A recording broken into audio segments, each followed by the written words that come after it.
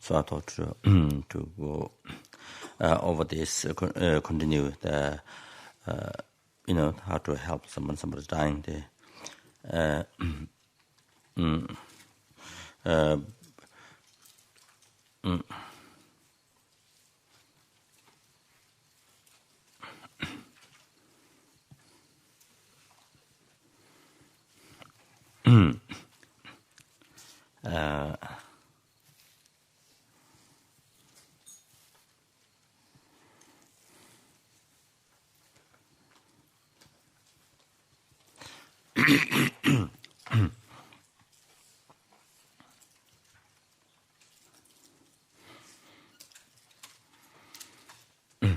So Rinpoche explained that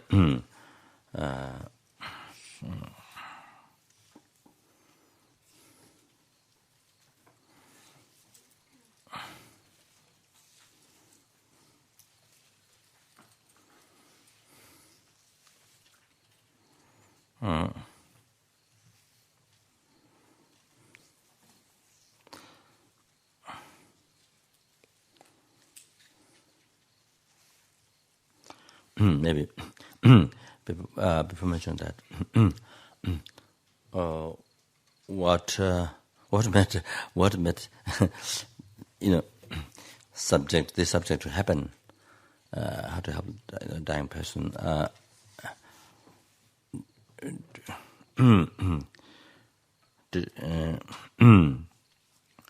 There hasn't been subject talking about this during courses.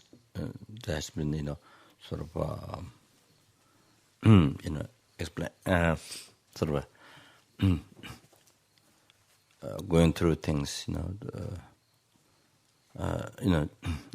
explanation.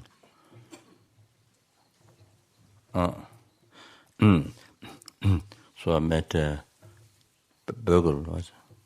Burgle? Oh, Burgle.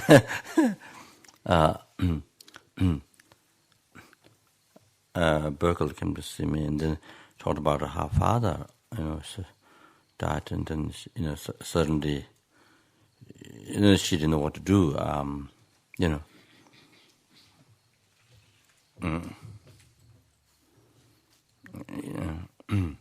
Didn't know what to do, to help.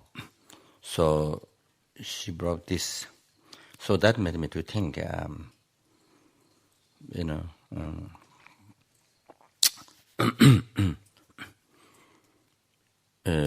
it is very important education that, as I mentioned at the beginning, not only oneself have to die, but also it's definite, one day a student of, a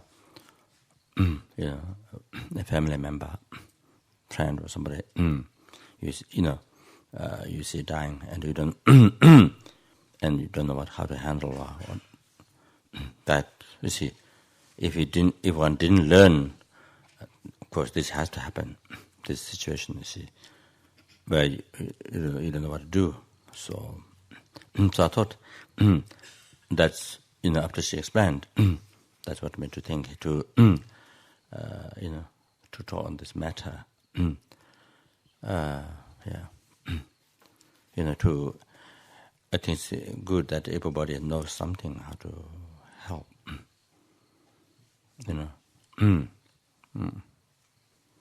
Well, it doesn't have to be a family member, just anybody there dying and you can help. So that. So anyway, I'm just going to go. This is a book, actually. One Lama Zopa Rinpoche.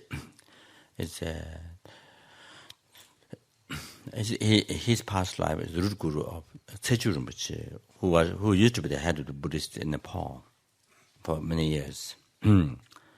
All the past years, for many years. So this Rinpoche, Zopa Rinpoche, this not incarnation there, but the previous life is a very good Lama that benefited so much to the sentient beings. I don't know from which monastery from Tibet, but always a great practitioner of generosity, Nyungnes, that and he met Lo in the where Geshe Lama Goncho lived in from where he did all those so many years of retreat in the caves, Milareba's caves and other places, where he actualized path, anyway. So those places, you see, he met Lo that many of these places, and Helamburu, close to Kathmandu, Helamburu, and many of those areas, see, this Buddhism past life, he went all over those places, and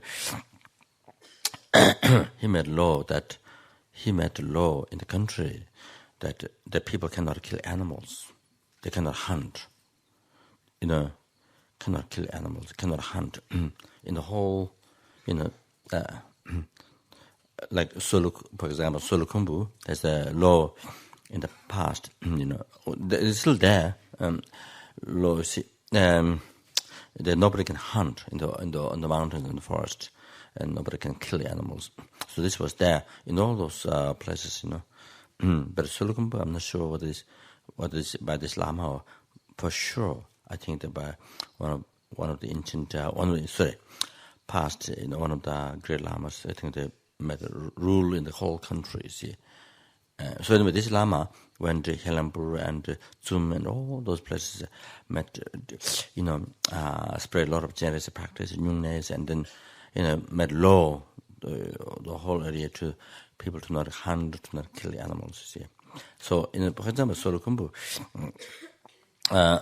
Even nowadays, if people even not sure, but they hunt in the jungles, in the mountain, but Nepalese they come, you see, hunt. Then if the Nepalese police from Namche Bazaar, they find out, and then they put in the prison that person who went hunting, if they hear hunted. So because this law has been there for a long, long time.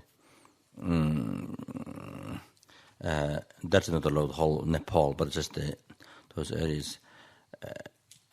But of course, nowadays, I think it has been degenerated. Before the people don't kill animals, and now I think there's may have been some degeneration. So they, mainly to make money, to sell market. See. So it seems, but generally, you see, the law has been. It's not allowed to kill, and also not hunt on the mountains and the forests. So anyway, this is Rinpoche. He's the one who built the prayer wheel next to Baudhanath stupa. Next to Baudhanath stupa, there's very close. Next to the stupa, there's a very beautiful prayer wheel that's built by him, and this so this is when his main activity benefiting for sentiments was some great Lama.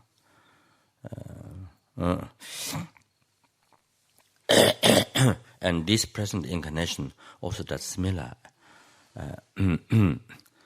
He's from Chum. He's from Chum, where Geshe Lama Goncho lived. So Geshe Lama Goncho helped his monastery, taught Vinaya, this, the three things: the releasing from abiding summer retreat, and the conversion sojongs, and then releasing from the summer retreat, taught about Vinaya practice, and also taught religious dance.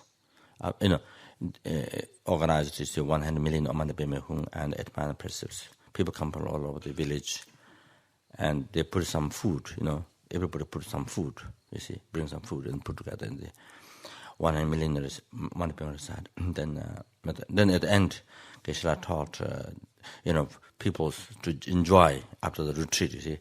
So people which enjoy, and also I think religious dance, usually religious dance has some purpose that, the obstacles the monastery has that coming year, to pacify. So because it's all protectors that you dance is all the protectors, you see.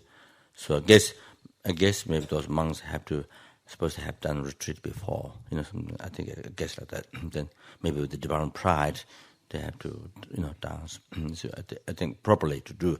Anyway, so he,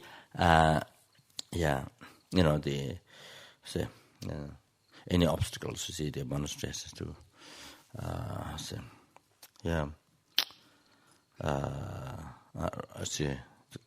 to be specified. So,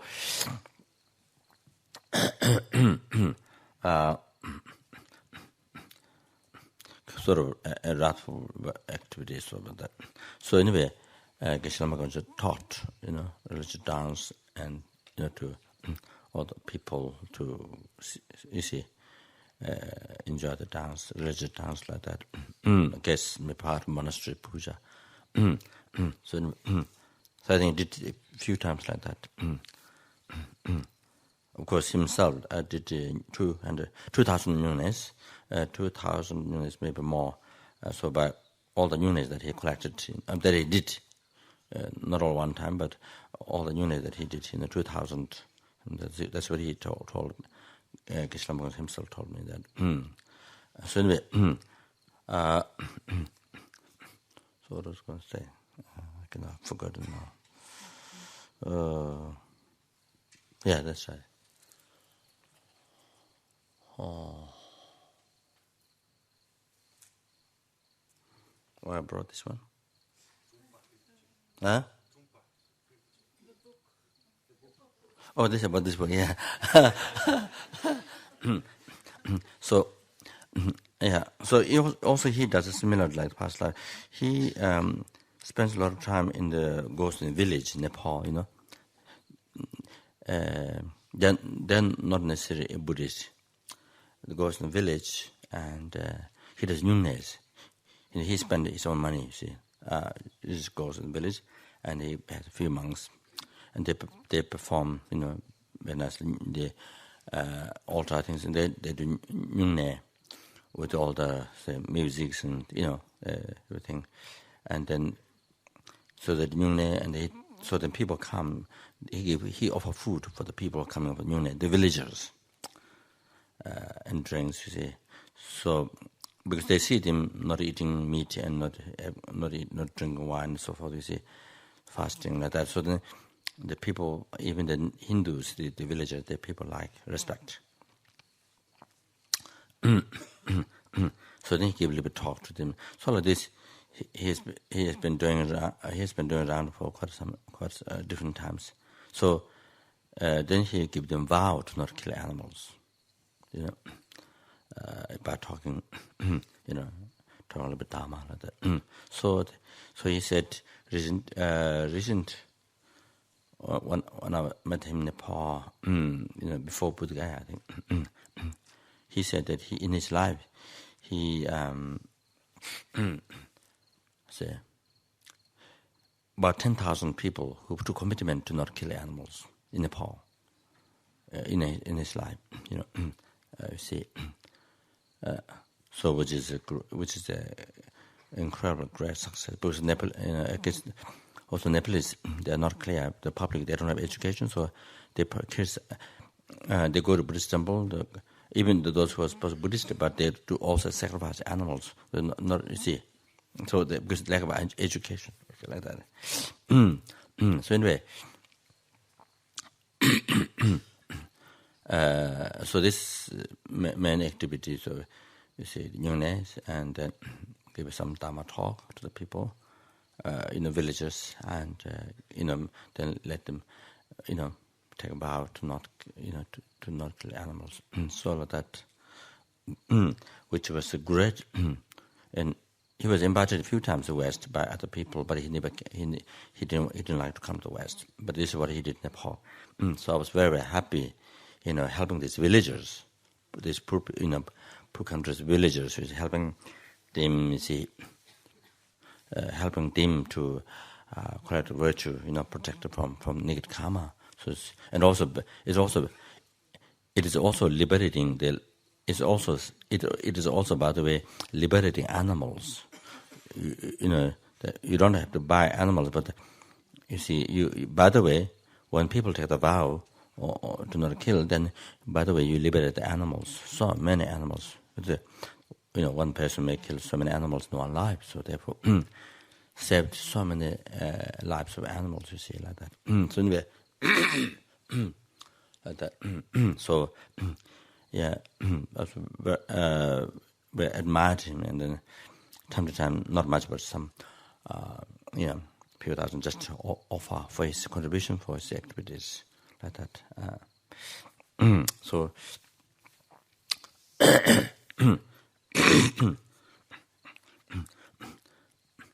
he has one monastery and one nunnery in Tsum. And near close to that, there's Milarepa's cave, one of the Milarepa's caves there. So he want to open this place. Also, maybe the tourists to come to see the cave like that. I think it's not a place where Western people, the tourists, the trekking, the people come there.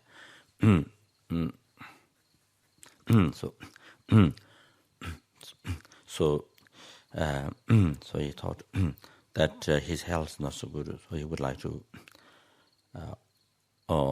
he would like Kapan Monastery. He would like me to be in charge of the nunnery monastery there, and to take care, because he thinks his health is not so good, maybe not live long.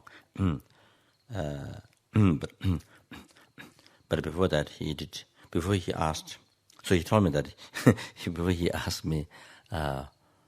Before he decided to ask me, they have a Generisi statue in that monastery, with the Yungness or that. So he asked Generisi, he did more whatever paper more in front of Generisi. He asked whether whether it's beneficial or not. If he asked me to run this to take care of this monastery. So he asked Generisi, then it came out. I remember exactly. It came out very beneficial. I'm not sure. I don't remember. It came out beneficial. So you mentioned that with the slight smile. He mentioned that. So anyway, so he wanted to establish debating, he's very interested to establish debating subject there, philosophy, like that. But I was emphasizing Lamrim, Lamrim, and really, as much as possible, pure life, pure practice, So it's okay to establish debating subject of philosophy. So anyway, that's future. So anyway, so he asked me, the Nepal.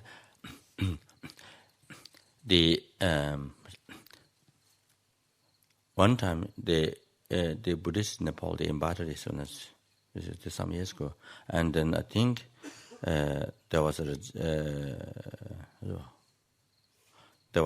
rejection. I don't know. I'm sure must be from mainland Chinese government. I would think. Then I think.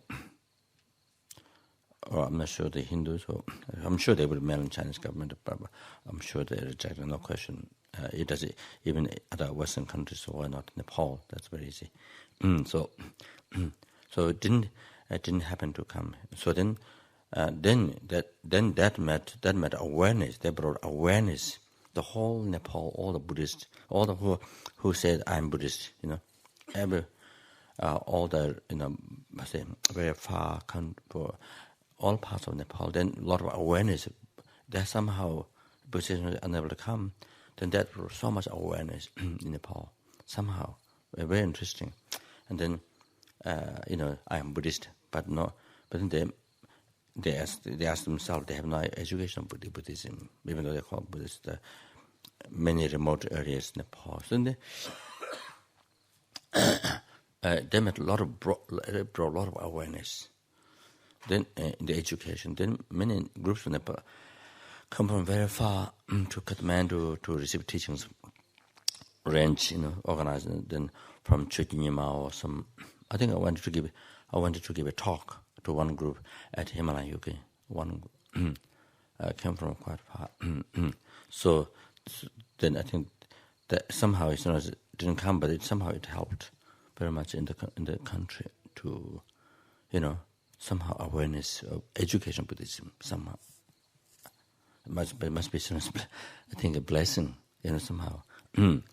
So like that. So anyway, so he came to Kapan, and so they don't have Dharma books in that place. The villagers people, they don't have any Dharma books to read. Any prayer, any practice in their life. Didn't have anything. So he asked me, came to Kapan, he asked me to make a tape or the daily practice and what practice to do when somebody dies, and what then the tamangs, they know how to do. Like Solukumbu, for example, in those villages, they're all the lay people, but who do pujas, who are very professional. Whatever their realization is, but very professional. All the procedures, when somebody dies, what to do, all the categories. Then they're people who know very well, you see, because they always do those things, you see. What prayers and all the things, what to do with the body, everything, you see. Very common. So the Tamangs, the Nepalese, the Buddhists, they, I think they also say some of the places. I think they smell like Sulukumba. I think, but however, the many of the places they have no idea what. There's no books, to use for the practice. So he asked me to write something prayer when they do, what to do at New Year time, what they can practice on New Year morning, it's New Year time, and when somebody dies, what practice to do, and daily practices.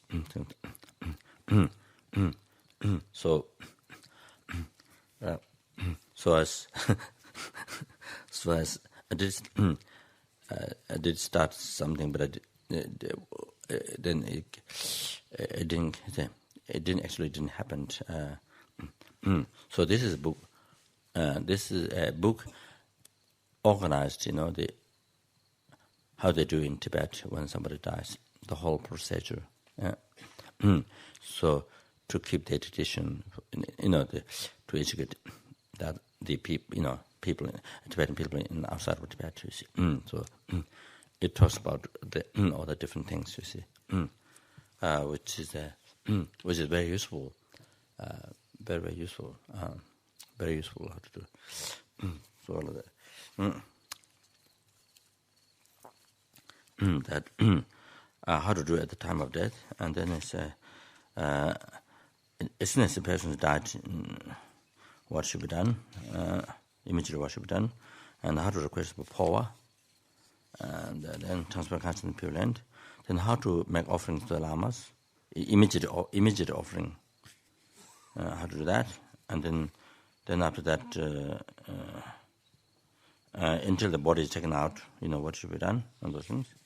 And then astrology, about how to, astrology, to make astrology for the person who died. So that, and then how to, when you take the body out, how to do with the body, pack up, how to do, and all those details, and then how to, how to offer the Ngotin is you offer money, material, or something. Then you request a prayer for the person, see, with some offering. The dedication, see. And then this is offering donations for the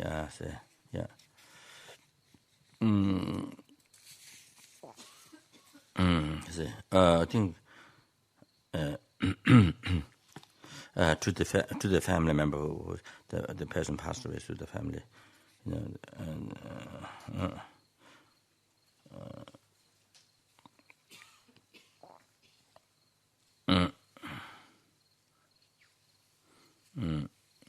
so that.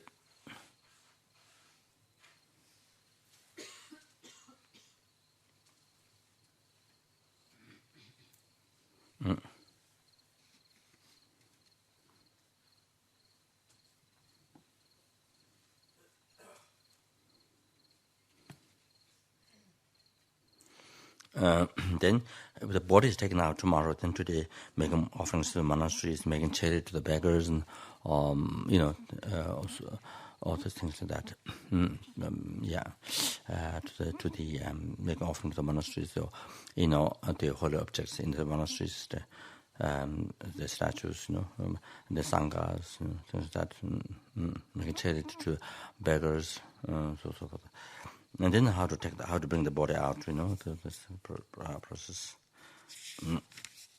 Then say,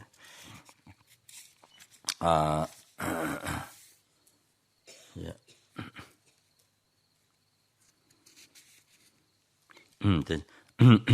This according to astrology. Then the family member washing the head. Then the first week.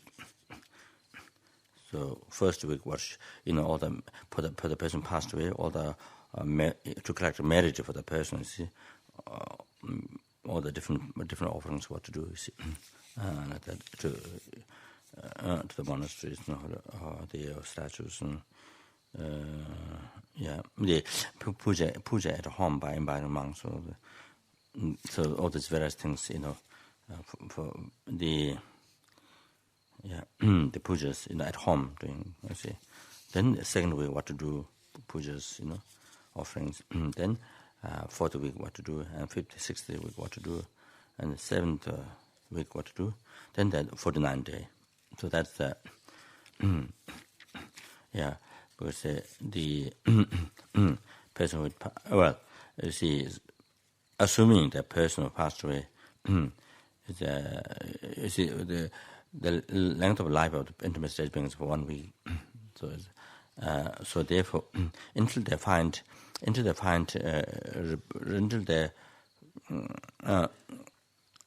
birthplace, you see, until they birth, until they find, then they die after 1 week. Then again reincarnate in the intimate stage. So after 49 days, definitely then they find place to reincarnate. See. Takes birth. So it is not it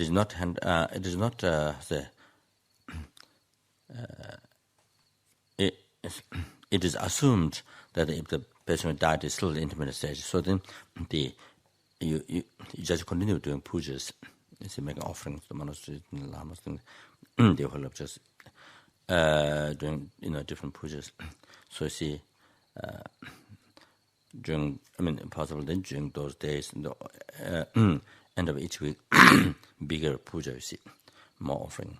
And then after for that, so that's generally, for the general assuming is there in the message. So if it's not there, still benefit. All these merits still you dedicated for the person passed away, you see, like that.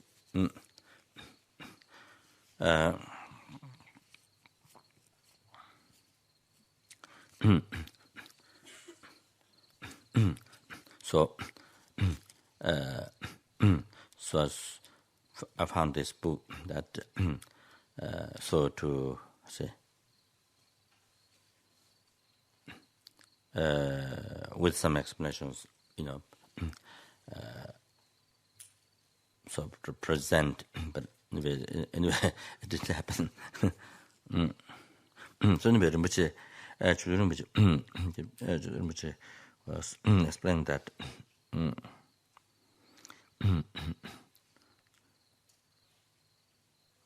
so this Rinpoche's guru, this is my guru, ex-abbot of Serache, this is Losang Wangzhu. It's one of the top, most famous learned one from Tibet.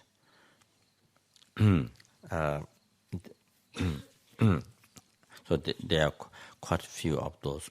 See, top, the very, very top. Also, there's in Garden, also Devo Monastery, the Serache, Serames in each monastery. There are some top, most learned. So it's one of them. So was at Baksa. I think he was abbot that time for quite a number of years. Then passed away in South India. So educated many of the present learned. Quite a number of present learned ones. They his disciples. So children were saying. So this ex-abbot was also so like him.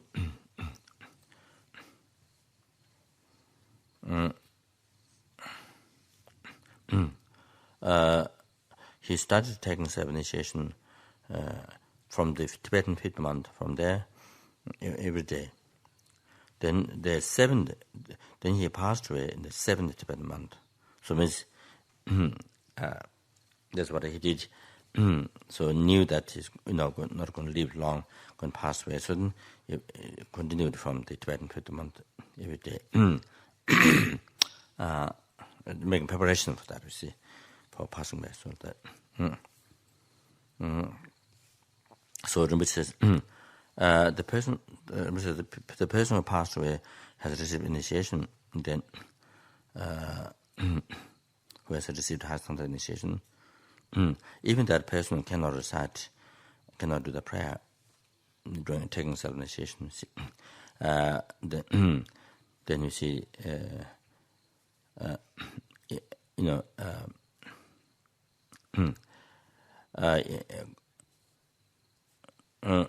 so if you yourself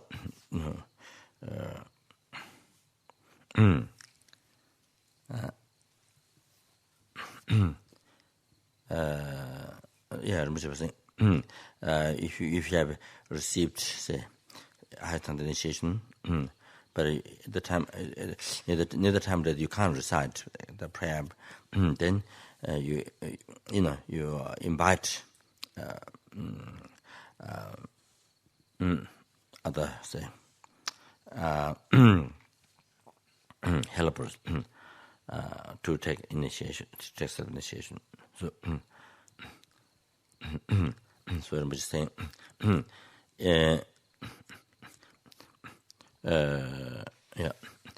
so if the person was dying, if the person cannot do the prayer, then let the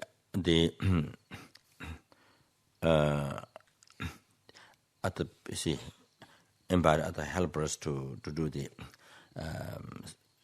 prayer, the taking self-initiation. Then let the person passing away to think, to meditate.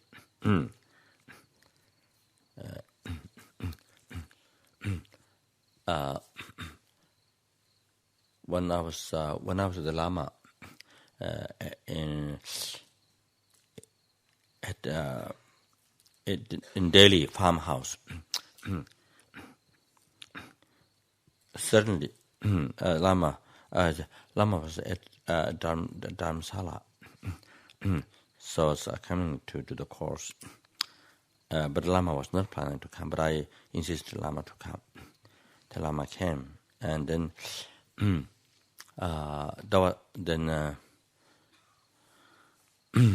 not sure what was during the course or not. I'm not sure. Then Lama gave the Bodhisattva bow.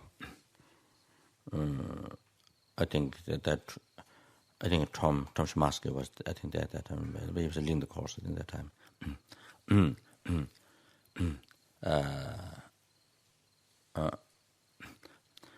So that was. I think that was last. That was the last Lama's last teaching. Bodhisattva bow. I think.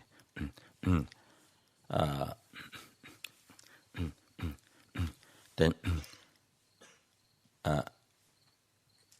I had that dinner. After dinner, they brought the canned fruit. The red one, cherry. Can has a cherry in the can, the juice. So they put in the cup. So I had some, but I think Lama must saw me enjoying. I think I'm sure. So then Lama said he will take some. Then then I think 12, 1 o'clock, 12 o'clock somewhere. I think stopped hard and for quite some time, and then Lama invited Lama to sit there in the room, things like that. And then I was told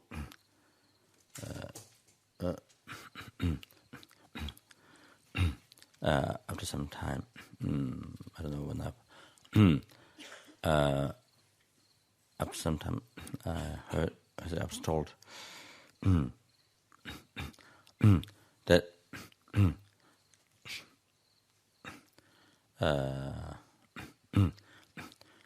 so I did it maybe 3 or 4 o'clock, I don't know, around 3 4 something like that. So Lama next morning Lama said when I started, I think maybe from 2 o'clock somewhere, Lama said it felt better, something like that, and then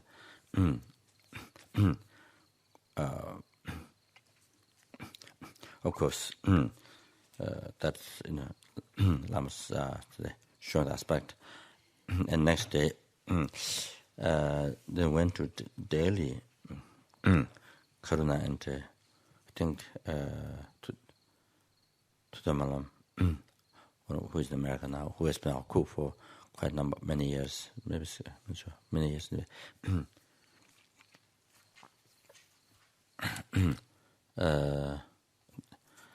Lama left Delhi for hospital. Then after I don't know how many weeks, 1 or 2, I'm not sure. Then when the Lama to Marcel, you were there? You were there? We went together? Huh? No. That time we were together, going to see Lama. Oh, you came later. Huh? I see. So, Lama was in the hospital and left the hospital and lived in a farmhouse, some distance from Delhi.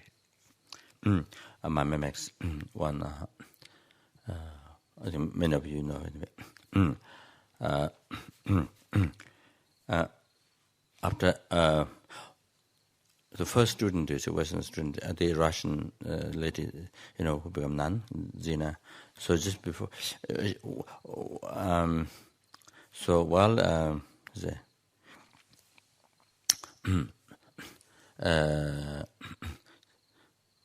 while she was in Nepal, but especially after she left, then Mama Max, one, maybe many, one says she became nun. She was a Lincoln school teacher in Nepal, American school, and then she became nun, ordained by his son, I think. So she took care of Lama and myself for many years, and also helped to build Lauto Monastery in the Kapan. When we were building, Lama was building Kapan, and I was building Lauto Monastery as well. Those times she was helping. So anyway, she arranged all these. For a few months, she was completely no time to think of her, the business work.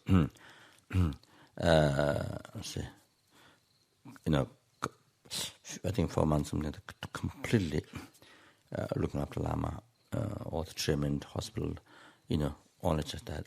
So anyway, so when we came there, Lama's the color, color of the holy body changed, kind of dark aspect, and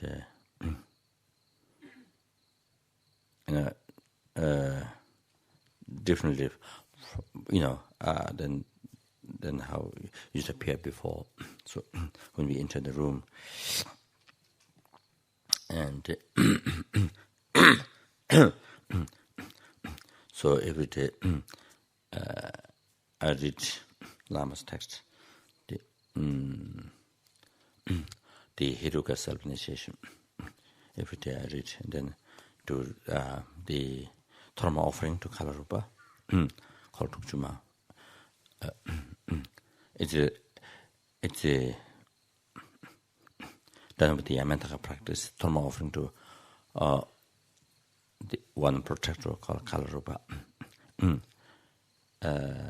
Three main protector Lama Tsongkhapa, or the three protectors. Three protectors of three trainings. Morality, Hachino morality, then concentration, the Makala, then great insight, the Kalarupa, or the protector of the gradual part of the higher capable being, Bodhicitta, the Makala. Then the Susamakala, then there's the protector, the renunciation, the thing I'm to say, and then Emnis Kalarupa, thing like that. So, what do you say? No, but gradual part, the high capable being, the Makala, and then gradual part, the protector for the gradual part, the middle capable being. I think it's the gradual part of lower capable being, the impermanence. That so then Kalarupa, so that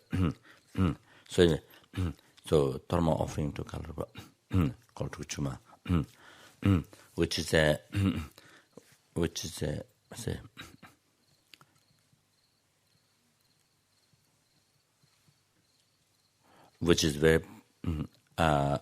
which is very powerful for success, but also very powerful for purification. If you do the special, the secret visualization of the offering to Chuma, then it equals 1 to Chuma equals 100,000 Vajrasattva retreat, 100,000 it's same as making this Dharma one time. It equals to one Vajrasattva retreat. 1,000 reciting 1,000 times the Vajrasattva mantra. It is said by some Song Rinpoche like that.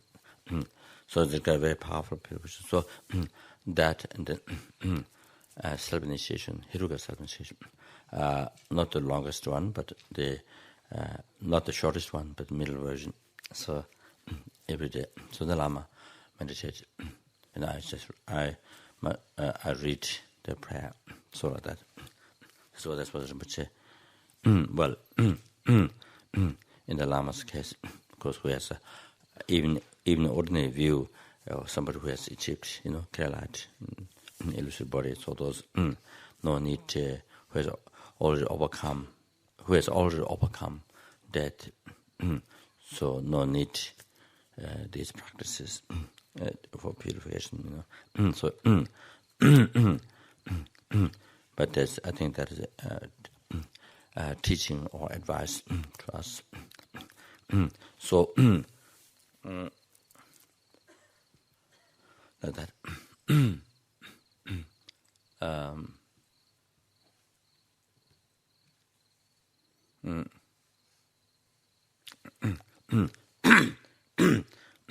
And the Tujuma is done.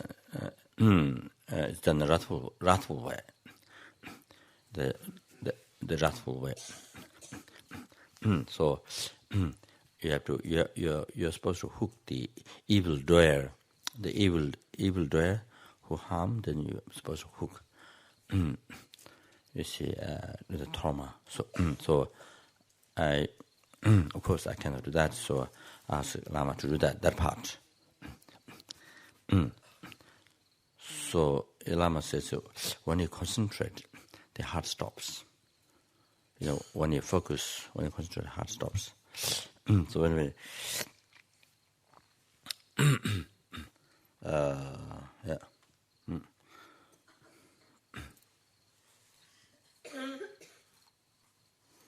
So yeah. So which is what Rinpoche is talking that if the person cannot do prayer, then see other people that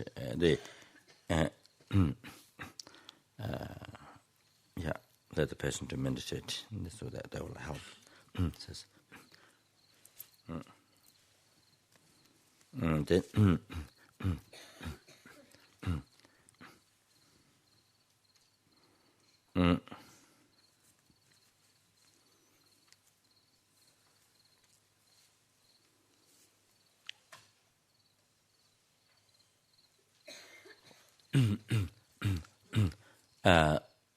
one who comes to help, when the person is dying, one who comes to help should be somebody who's in good samaya,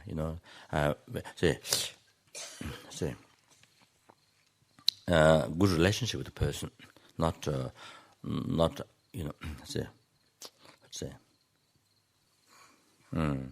somebody good relationship with the person, good say.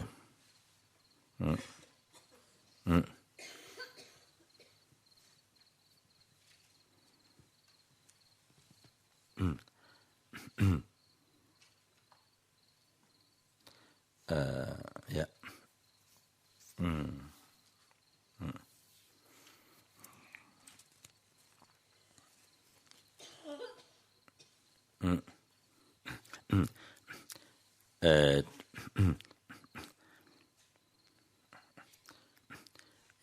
The who comes to say, to do prayers or to to recite prayers in the when the time when the person's breath stopped, the recite prayers in the ear. So that person should be who doesn't have a bad relationship with the person, or shouldn't be the person whom that person dislikes. Shouldn't be like that. Who devotional and clean. Who has a good relationship, good smile, so like that. So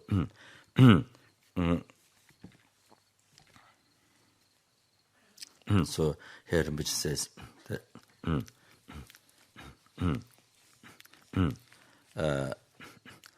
if the person hasn't received initiation, then do other by inviting lamas, geshe, and so forth. Then do perform other pujas, jangwas, and so forth.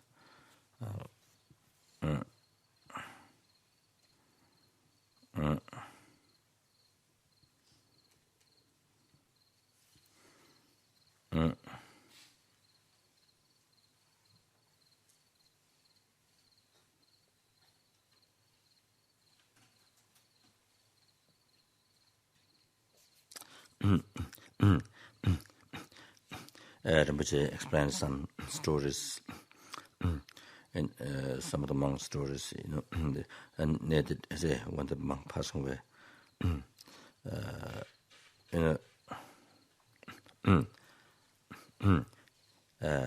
the way of dying, say,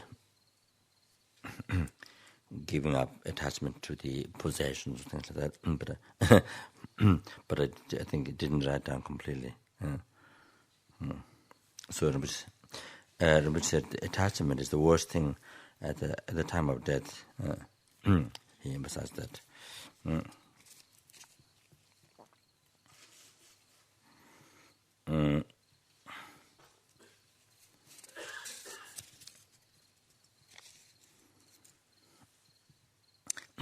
So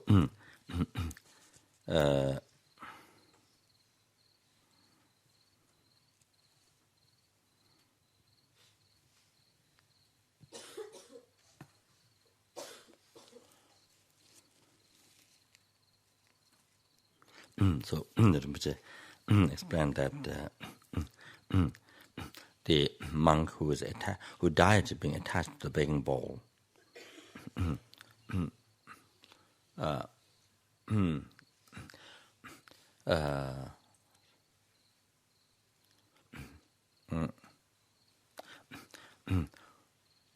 who died being attached to the begging bowl. I think born as a snake, attached to the begging bowl, born as a snake, maybe rolled in the begging bowl, I'm not sure. Then the snake, I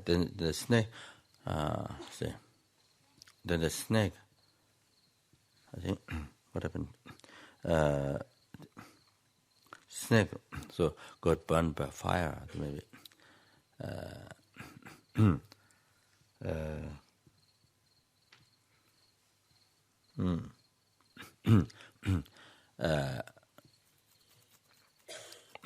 Got so much anger, I think was burned by fire or something. I don't remember 100% that part. Then the monk's body was being burned by fire. Then the snake body was also burned by fire. And then the conscious snake died. The conscious born in the hell realm also burning by fire. So 3 times happening. All 3 bodies burned by fire.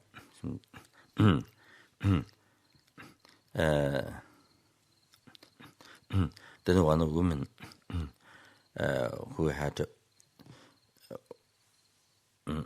very beautiful body, always so attached to her own body, so always she looked at the mirror all the time.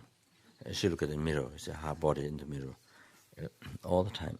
So the one day at the beach, I guess beach or something, the ships came from the ocean, and the ships from the ocean, and I say sank. So they fell down, and then fell down. And then her body. Yeah, her body came out. Her body came out of the beach, the shore of the ocean. She was in this ship. Then some of the ship fell down. So some of her body came out of the shore of the ocean. Then, but she was so attached to her body. Then born consciously left the body, but born a snake. Then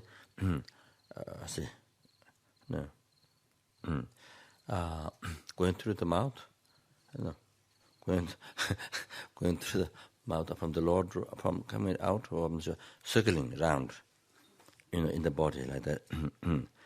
So that was because of attachment. That was so attached to somebody, see, like that. So next life happened like that.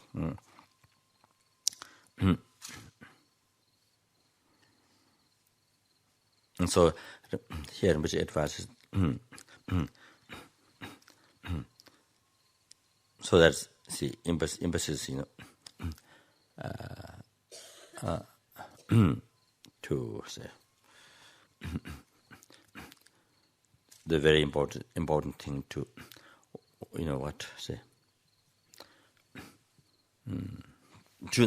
to not allow to rise attachment at the time of death. So and it says person who is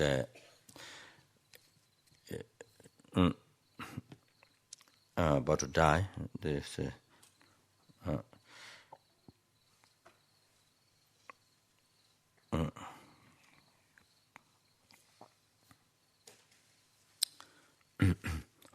who's dying, shouldn't allow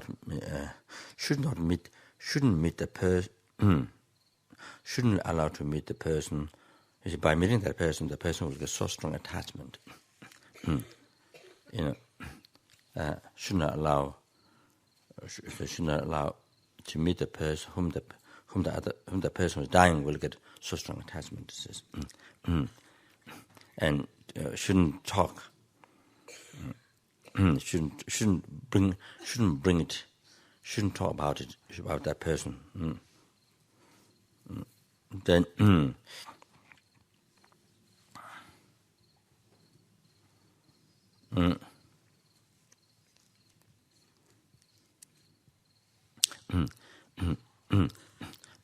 so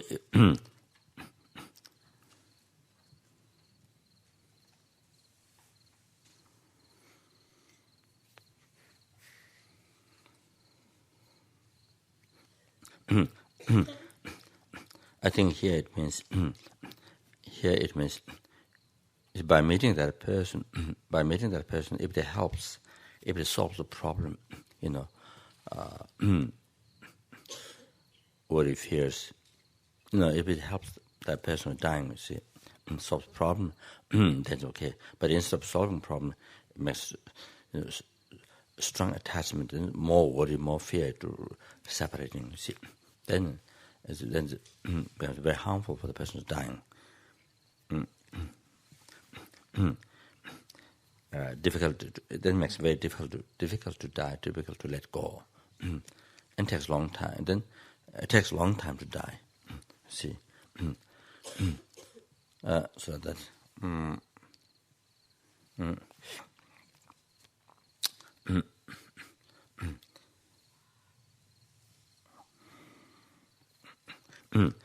If by meeting, if it helps, if it solves, satisfy that person, or solves the problem, you see, no clinging, or fear what is to separate from, all this, then it's okay. And to recite the names of the Buddhas, Bodhisattvas, that which purifies many thousands of eons in karma. They like the 35 Buddhas names of medicine Buddhas.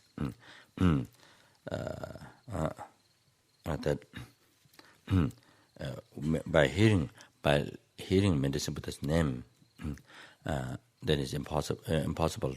By hearing medicine Buddha mantra name, it makes it impossible to reborn the lower realm. So by hearing 35 Buddha's name, you see, so many thousands of years that karma get purified, and they help to not get reborn lower realms. So that so it's good to recite. See,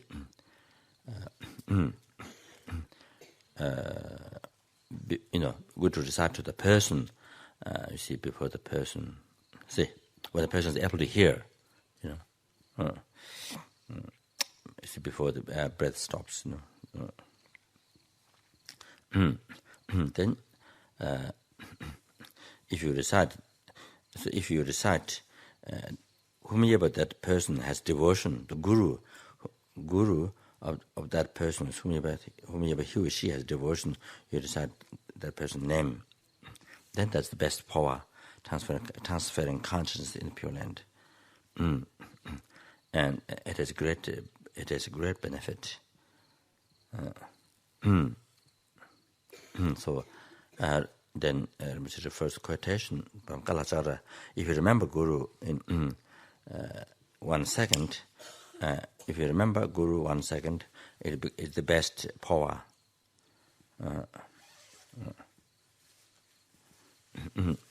Then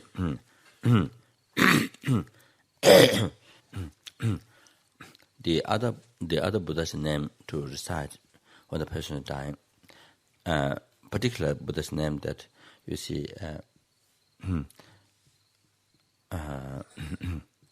to recite when somebody is dying.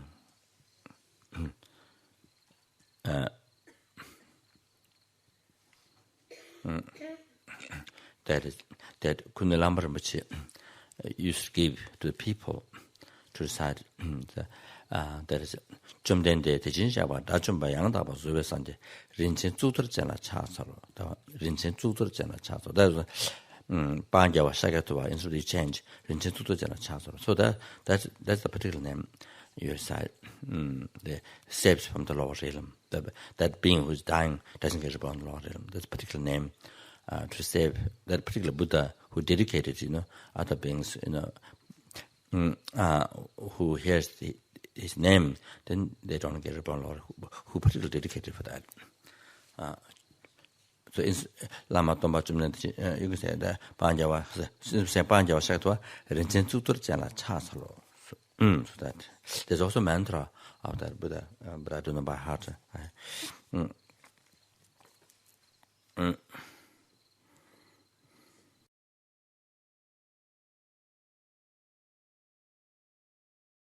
So,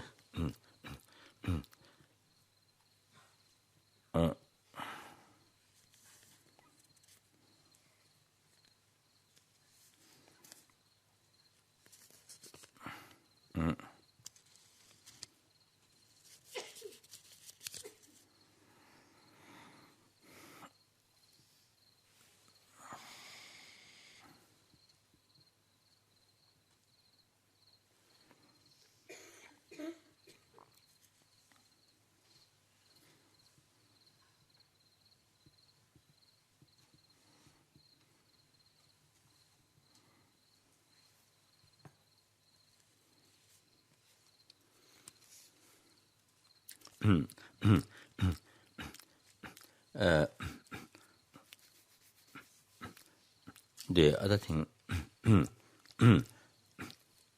is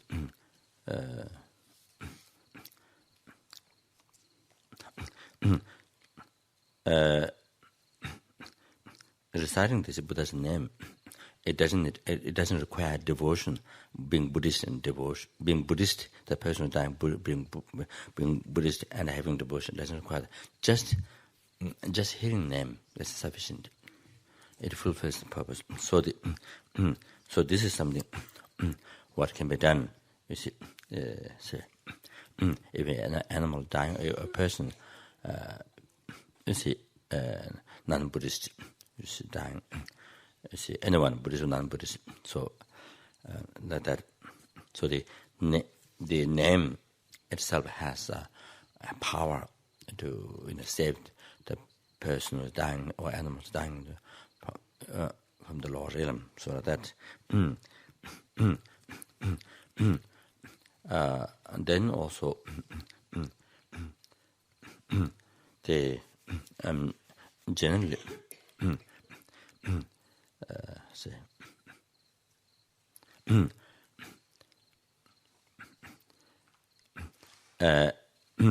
to play the tape. His Holiness Dalai Lama's teachings on bodhicitta was see, to play the tape while the person is dying, to play that also very good to be able to hear holy speech. A person get that chance and do his blessing, and also by hearing the subject, you say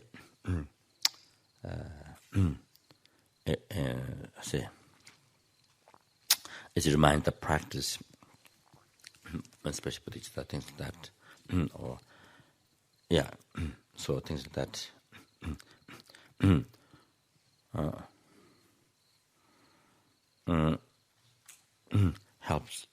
Helps inspire the mind, or helps to rise devotion, and remember the practice, and it reminds the teachings, and so that helps not be upon Lord realms like that.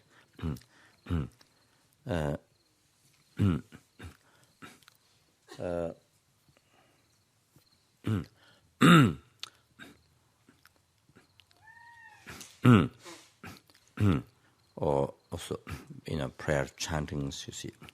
So anything that lifts up the person's mind, from sad, depressed, sad, that lifts up. So it's also a positive imprint on the mind. So That's a very good essay.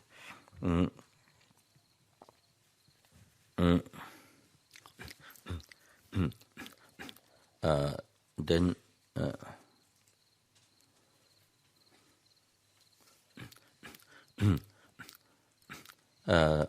recently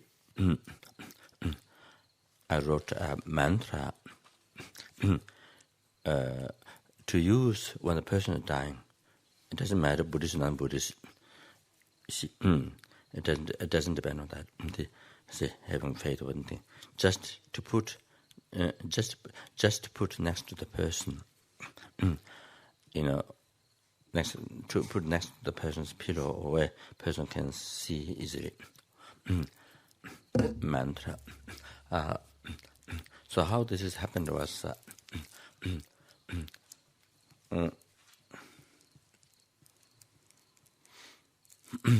when I was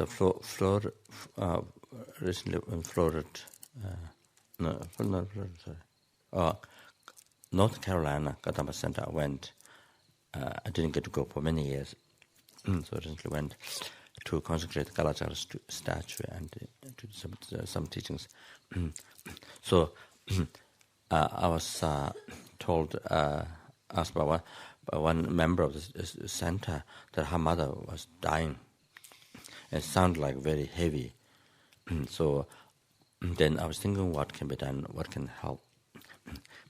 So a thought came in my mind to write these powerful mantras and put next to her so that she look at the mantra again every day, and then especially when she dies, she and then die by looking at the mantra.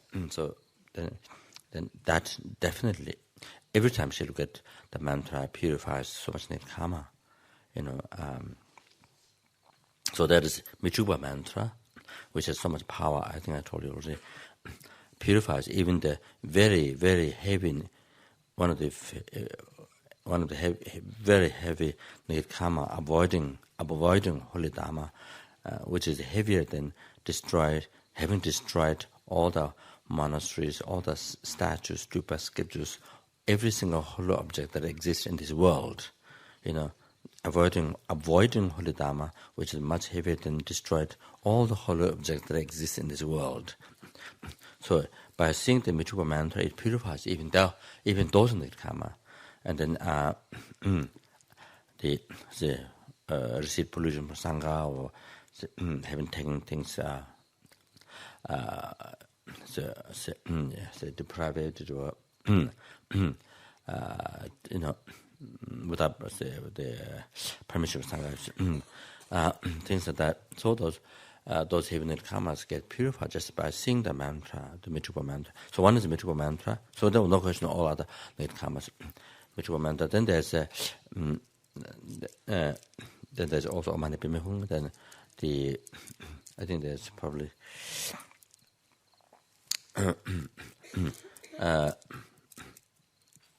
Amagabasha.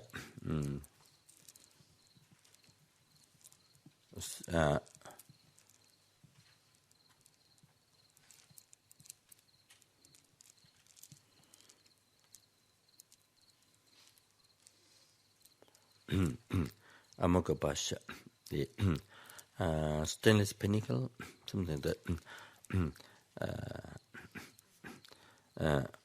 I don't remember the complete name of that, but one very powerful mantra that which is extremely powerful. That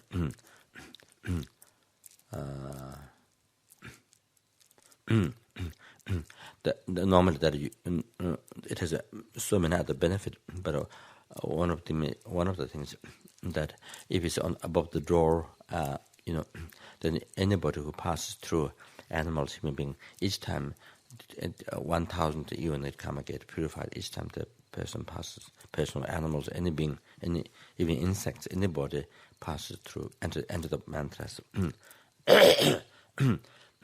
Then there's one very special mantra, that is the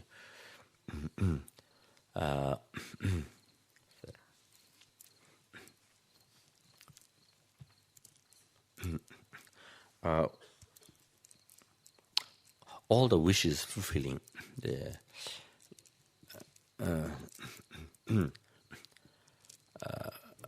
unimaginable secret,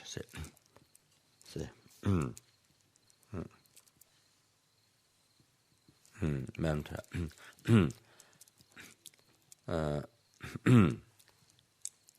extremely secret, depth, the fathomless slash mention,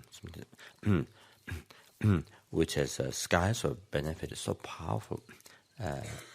By hearing, all the negative karmas get purified. So that mantra. So anyway, when I went, I didn't finish the mantra. When I start to write, then the mantra, when I start to write, it became the long mantra of generosity. When I wrote down, then it became something else. It became a long mantra of generosity. So anyway, I didn't finish. So I went to see the mother.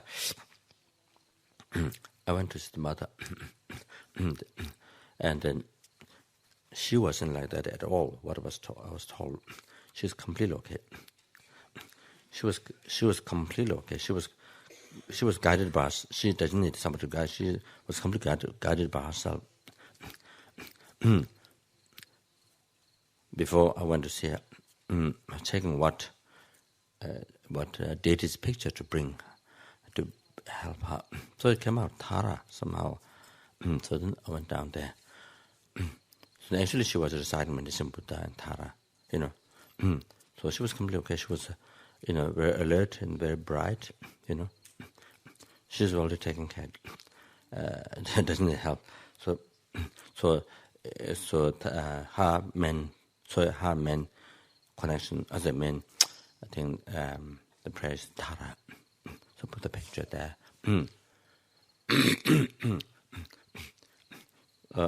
So for her, there's no need to worry at all, just she's completely okay. So anyway, so that was the experiment for her. So I finished the mantra only at the Abdul's house. I'm coming back.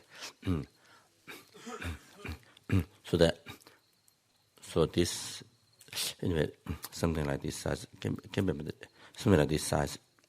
And then the idea is that here you can put your personal, whoever your root guru is, you put the picture here.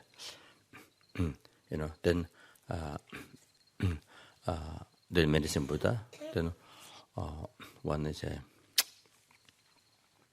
Amitabha, one is I think Michupa, I think. Then the other one is Jeresi, maybe one is Tara. This and that.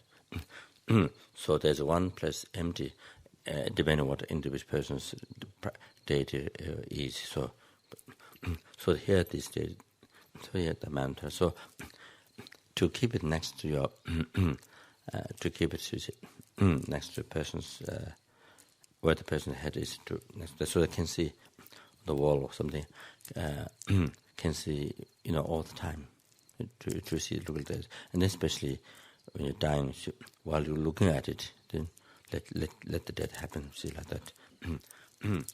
So I must 100% you don't get about Lord Ilms to have that.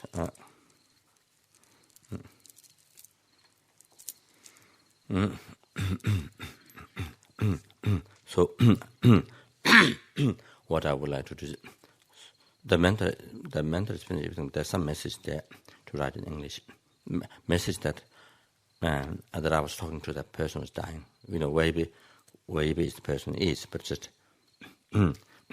some advice. So you see, there are different deities, pictures like that. So also by seeing them, of course, purify mind and collect, as I mentioned before, scarce made it one, so much made it one collect by so that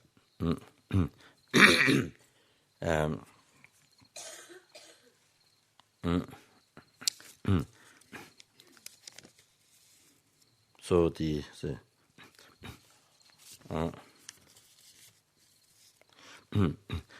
so yes, is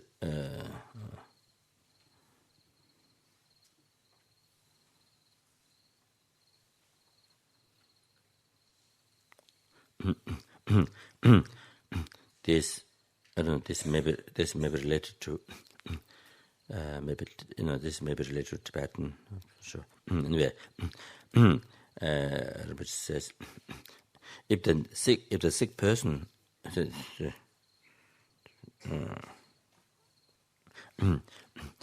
there's a hope to be, if there's hope to be to recover, somebody will be hope, and then to insist, to eat food and drink. There's a purpose. So somebody who's dying, no hope is definitely going to die. Then there's no point to insist.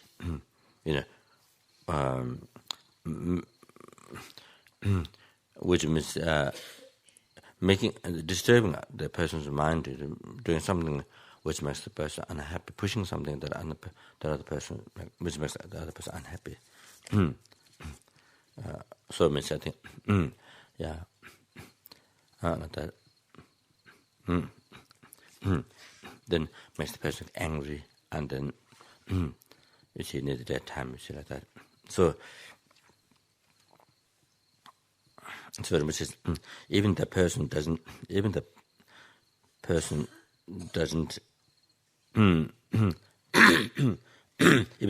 non-believer doesn't accept Buddhadharma, doesn't have faith in Buddha's teachings. It's still good to recite Buddha's name in the year, but if it's too, it says, if it's too much, if you recite too much, maybe it might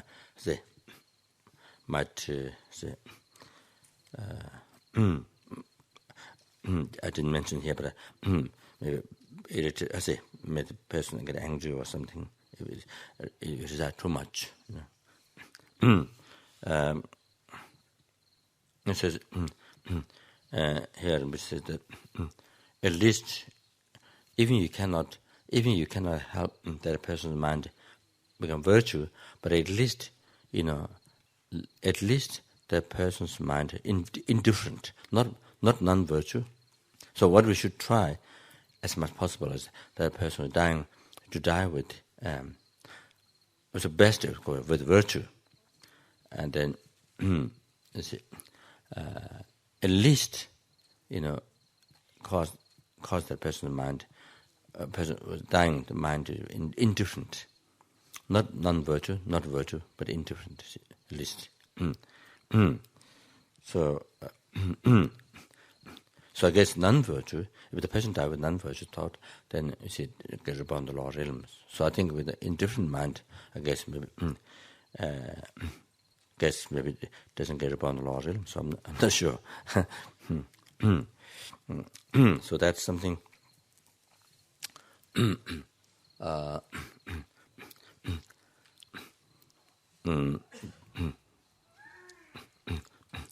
So that I didn't get to check if the person died with indifferent mind, what the birth of the person will take. You see,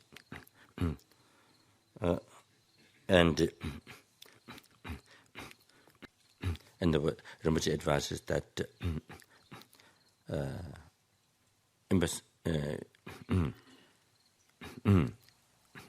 it's good to see the holy text.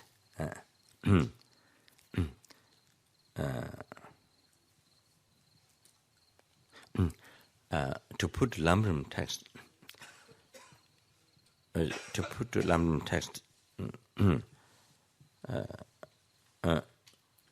the next, say on the pillow where the person's head, say,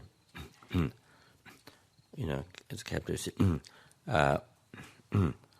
about the head to have Lamrim text, Lama Zopa Rinpoche Lamrim Chimo text there.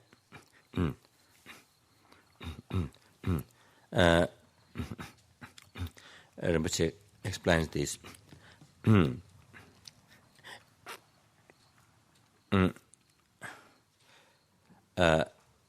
Lamrim text is the nature of the the Lamrim text itself is the nature of the Manjushri's wisdom. The Lama Tsongkhapa Lamrim text is the nature of the Manjushri's wisdom.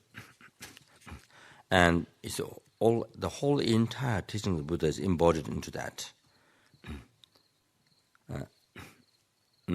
Embodied, whole entire 84,000 teachings, everything.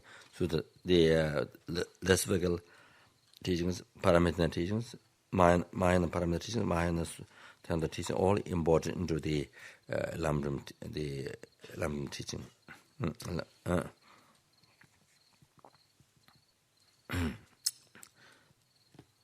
So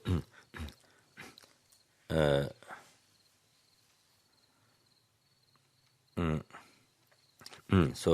Manjushri's wisdom, you see, as is mentioned, the Manjushri's understanding the wisdom manifests in the form of letters.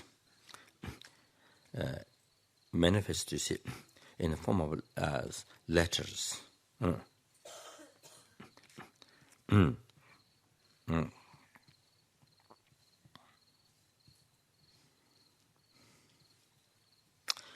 That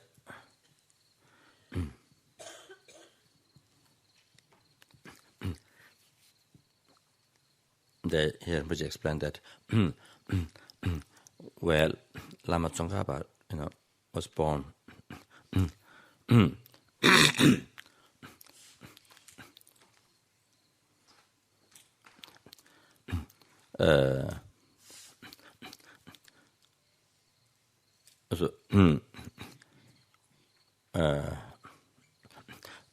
well, Lama Tsongkhapa was born.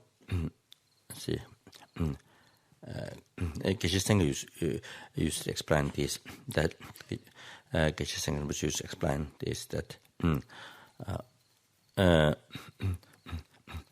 Lama Tsongkhapa's the mother, while she was pregnant, went outside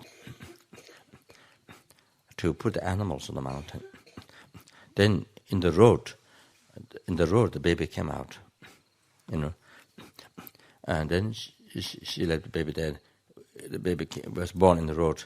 Then she went to look after the animal, and after she came back, she thought the baby would have died, eaten by other animals or something. See, when she came back, the baby was still there on the road, but protected by the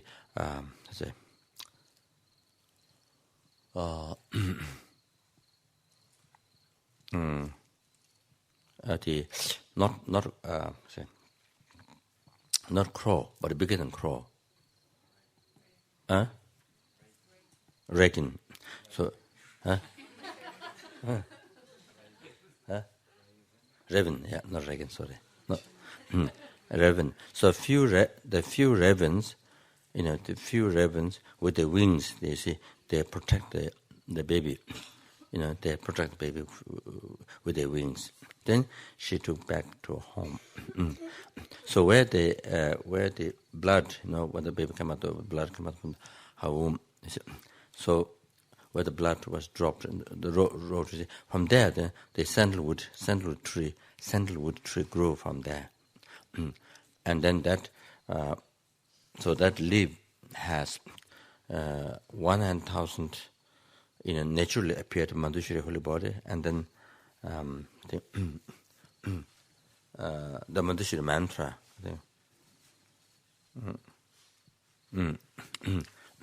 Manjushri mantra and Manjushri holy body naturally appeared from the leaves of the sandalwood tree.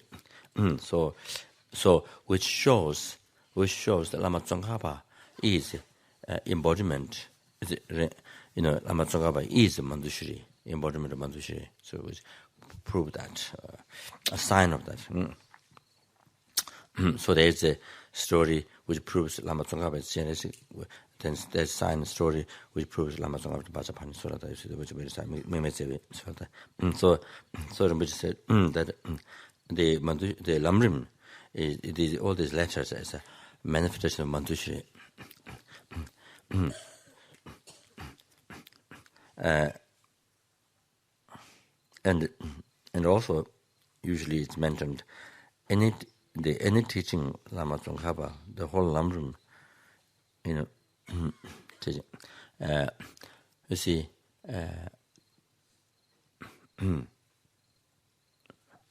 the Manjushri is teaching that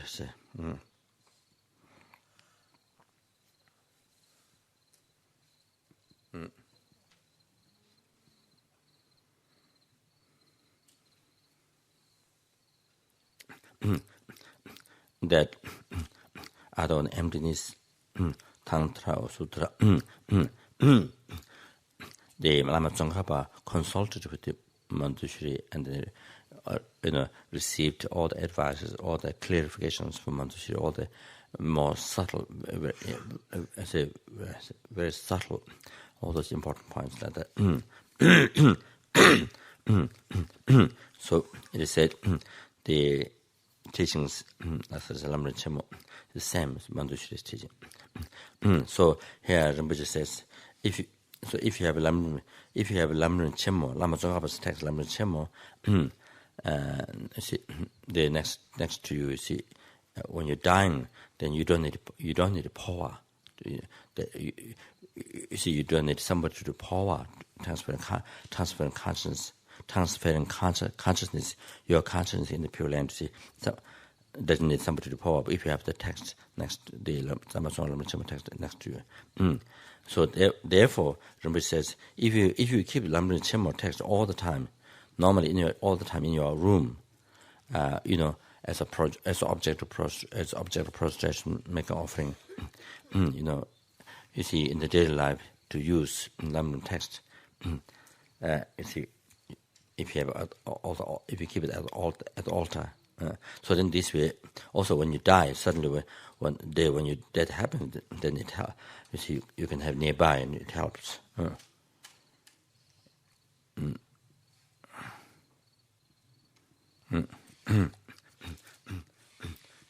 So maybe I think that's all.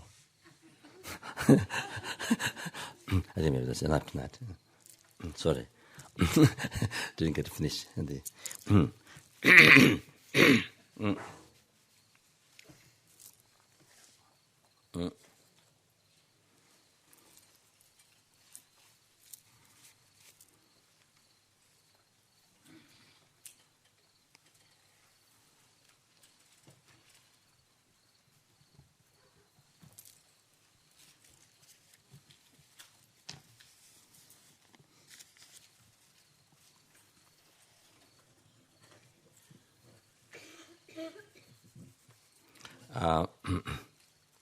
Sorry, just a few words.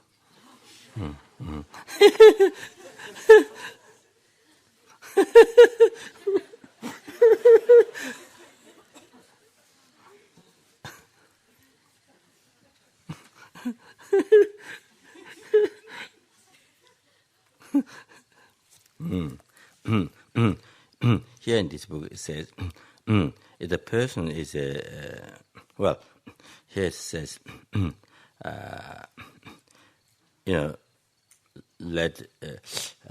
while the person is able to speak, you see, then person who's looking after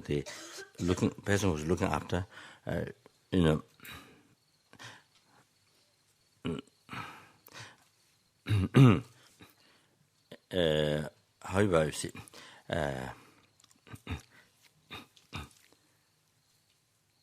invite the somebody that this person likes, or close person, however, you see, close person. So before the person becomes unable to speak, see, ask the person, is there any will, and remind that person anything to live, any will, like that.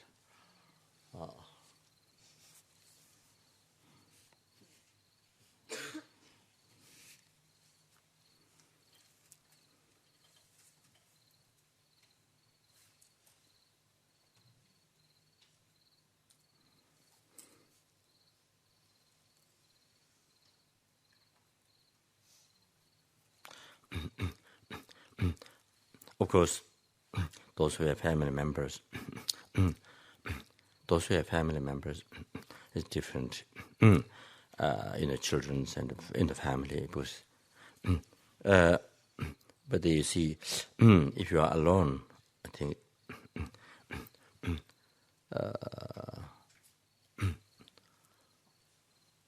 I guess it does help.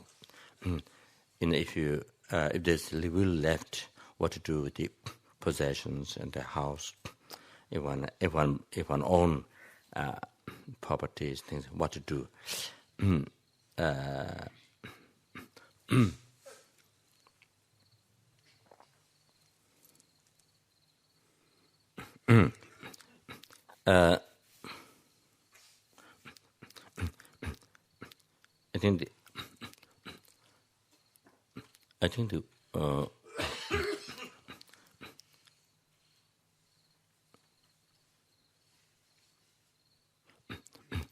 I think the will is good. Doesn't need to wait until one dies.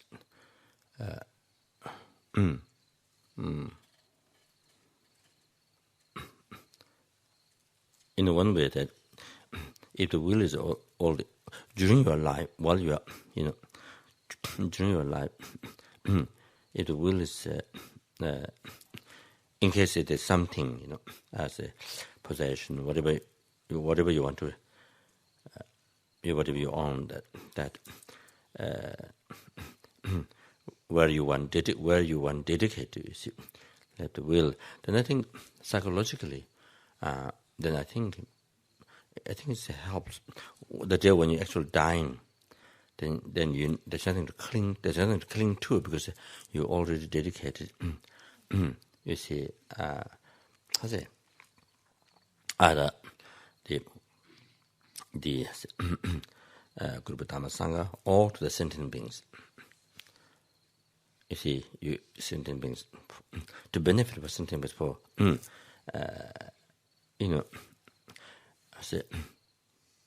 projects or different, something to benefit,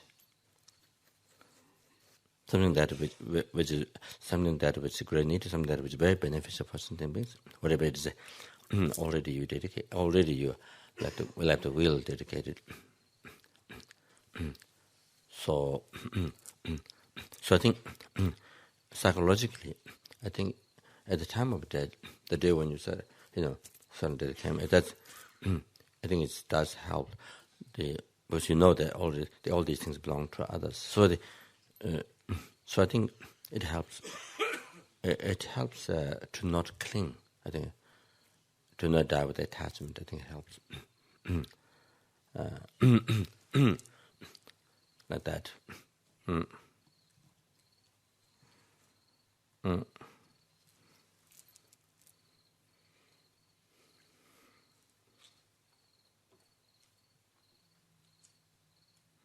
In Sydney, I think one student, he left a will. I don't know when he left the will. Much before he died, or he left a will. The whole house for the center, for the Vajrayana center. That center was started by Roger. And so this person, I think, he's alone. So I think he doesn't have family, children like that. You see, that where it's of course that would belong to him. So here I think he's alone. So he offered everything to that Vajrayana center, and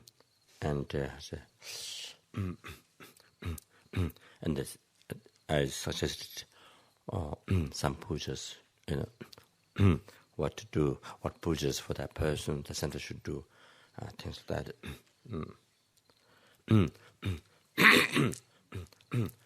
And I think it also, I think another, I think also another dog. No? Yeah? Athlete. from Adelaide, one who was a long-time director of the Buddha House. First Windy was director, and non-Windy. Then he became director for a long, long time. I think he also left a will. And that one I think maybe not so, but I think he left for the FPMT like that. So they, however, that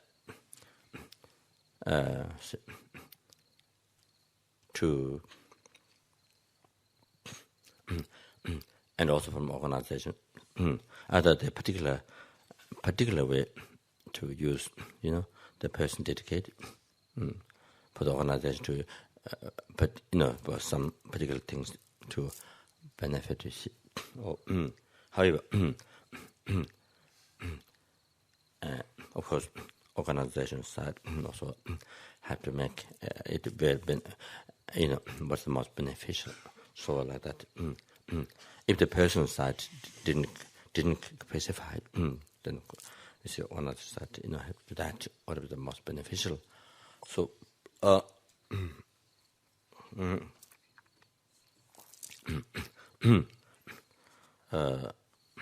other guy passed away. So dog has many years ago, I think there have been some discussions about this. So they leaving the will like that, you see.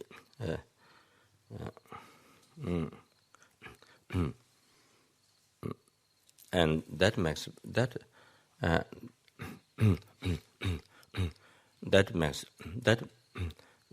very easy. I think the will leaving leave the will something. Well, I think anyway, point something that is very beneficial, you see, to use to get. And also one advantage is that after you died, then all the family members, all the relatives, they have to fight over the level of money and all the house possessions. Then there's a lot of fight and court cases, and a lot of court cases, and then so much fight, years of fight, Then holding grudge, all this. So it makes it very simple for the leftover family. It makes it very simple for the leftover family who are living, you see, makes it very easy for them. They don't have to fight, or they don't have quarrel, all the possessions, all these things. You see. It doesn't make them complicated. So like that.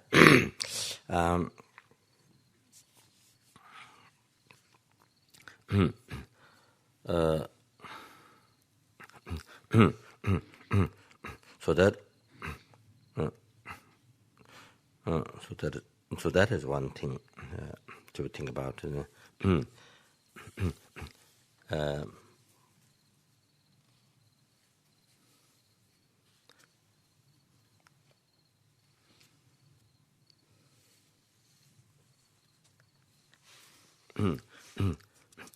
Here it says, if the person is dying, if there's animal skin underneath, before the person dies, to take it out, it says,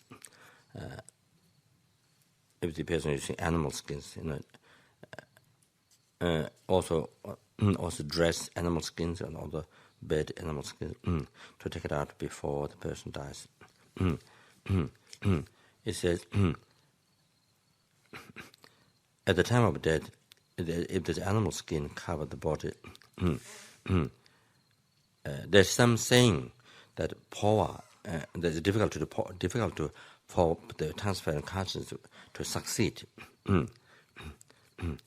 But I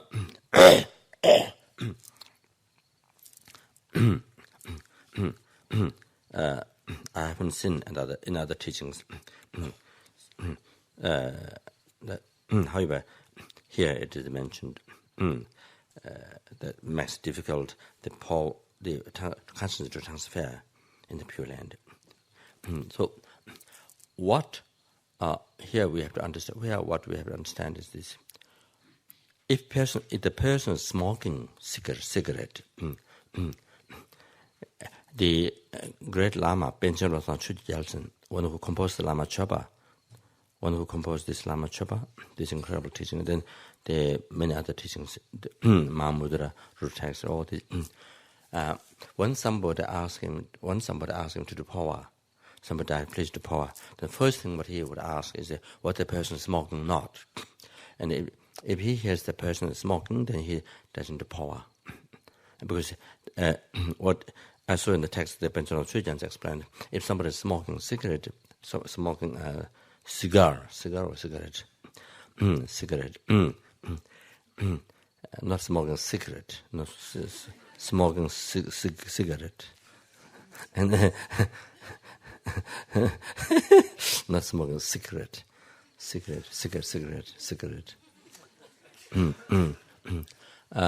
you see, if the person is, he explained in the text, the person is smoking cigarette, and the power doesn't work. The transparent consciousness, even the Lama does power, the transparent consciousness, you see, through the center channel, it doesn't work. So here in the Benjamin Sujans, when somebody died and asked, power to that person who died, and always he asks first thing what he asks, whether the person smoked or not. So that, so therefore,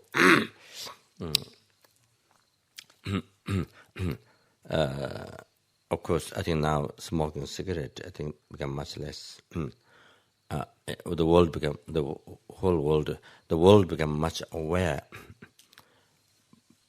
World become much aware because of the discovery, because of the proof, how it destroys health, how it destroys health and causes cancers, many sicknesses. So it is proved well. So therefore, the forbidden, say even the airports or in the airplanes, many places, say many different countries, they are forbidden those public places, like those kind of public places were forbidden, which is extremely good.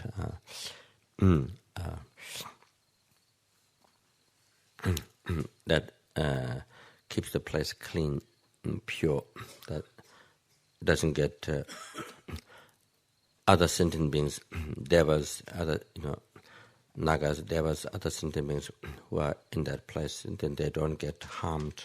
They don't receive pollution, impurity. They don't get this. They don't say, they don't receive harm. So that pollutions.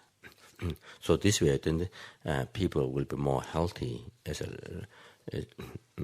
and they receive harm. They get polluted.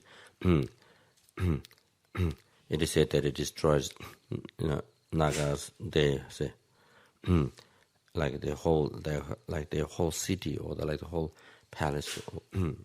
All they say, all this enjoyment is somehow this destroys. So, however, then it affects back to the people, many sicknesses and unhealthy cancer and so forth by polluting those places where there are nagas and those beings in the water, where even on the land where there's been stood, you see. So there was one lady in Spain who had breast cancer, and no breast cancer, heart, I think, breast cancer, I don't remember, heart disease, maybe heart disease, I think. I think maybe heart disease. Heart is so big, so the Geshe in our center, Nagarjuna Center, he gave practice. Buddha Shakyamuni Buddha, Guru Sajamana Buddha practice, Lama Zopa and the Dato Manonimas. I think she recited 100,000 or 400,000, I'm not sure. She recited quite a number. Then her heart, which was so big, so serious, became smaller. Heart sickness can become smaller. This one, another one who has a break. Anyway, Geshe-la asked the person, "Did you make pee-pee did you make dirty when you go to beach, in the ocean?" So then she said yes. she said she did. Anyway, like that.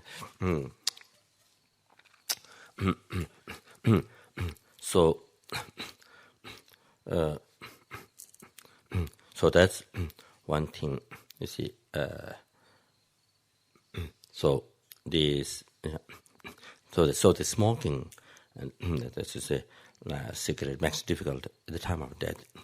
Even according to Benjamin Sujan, then even there's Lama who does power.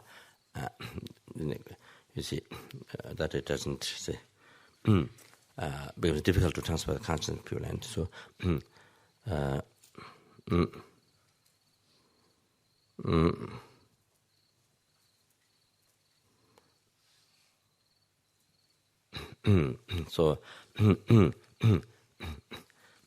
so here it says that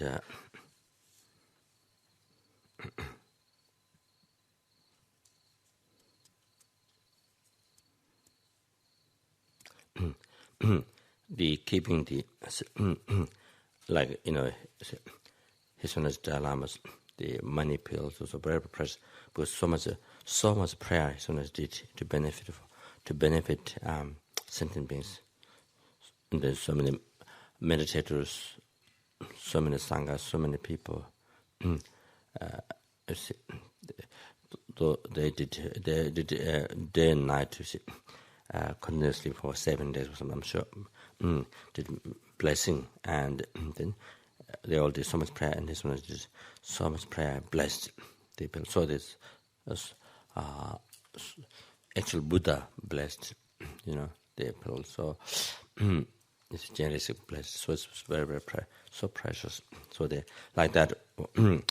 So those great lamas, you see, the in-offering pills. What about,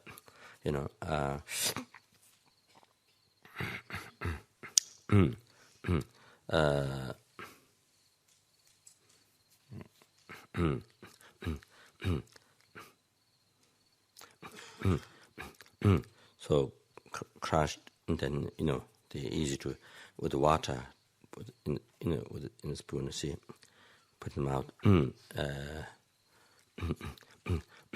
But not after the breath stopped. Before. These are to do before. And one method. So these ones blesses the mind. By there's so much prayer done, so much meditation. Then it contains many blessed substances, relics. So many enlightened beings, bodhisattvas. Many Gita yogis. They blessed pills or relics. You see. So it blesses the mind, and then it helps to die in virtues with the virtuous thought. You see that, and also purify the mind, bless the mind. So, and another method, you see, to not be reborn lower realm. That is if you have Buddha's relic,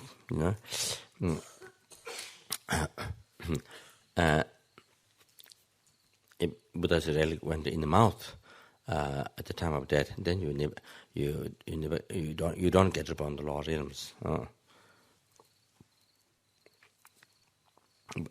If you have Buddha's relic, that if when you're traveling, then due to his wrong time traveling, see the astrologically wrong time, then you see which must encounter problems in the journey travel. You see. Whether it's a car accident or aeroplane, a crash, whatever it is, so forth. Anyway, things obstacles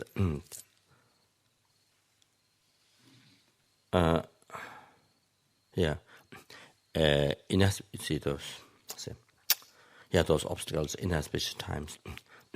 Is those get dispelled if you. It is but relic. If you are traveling, if your Buddha's relic is with you when you travel, so it pacifies those things. So one thing, if you have a Buddha's relic, that can go in the mouth. Then that helps that sentient being, whether it's animal or human being, to not get items. But Chunin Rinpoche advised that, you see, after the breath stopped, after the outer breath, there's the outer breath, inner breath, outer breath.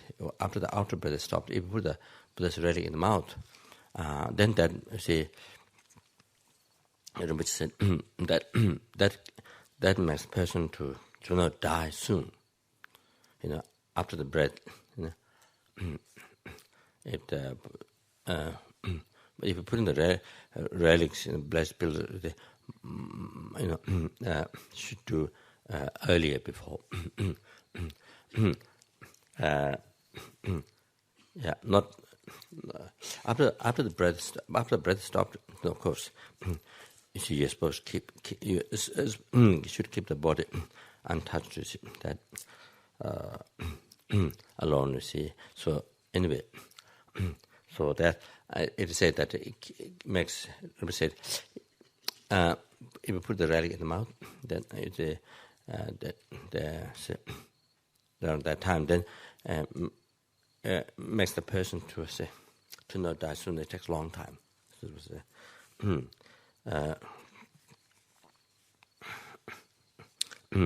So if here it says that after the breath is stopped, after the outer breath is stopped, then it doesn't go inside the throat. You see, it will stay in the mouth. It's just there. So it was given much earlier before, then it will go down. You see. Here it says the Tibetan saying is the last word, your last talk is the will, and your last food is the relics, and your last drink is the blessed pills. Because this is a common tradition in Tibet. You see where Tangtra teaching, revealed. You see, so to receive from lamas, you see, they bless, they normally keep then give when the person dying. So that's what I'm saying. So then there's I say.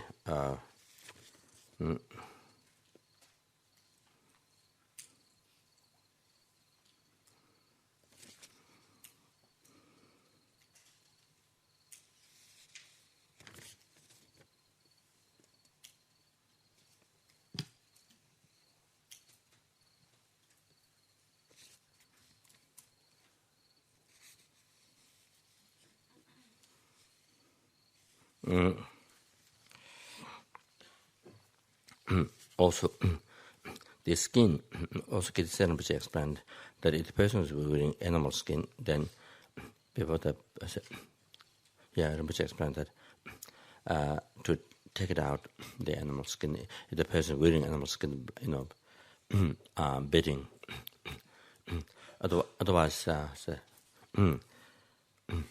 it said that it makes the body smelly, something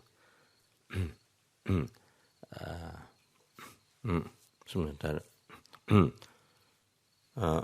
To change to take out the animal skin, to change that.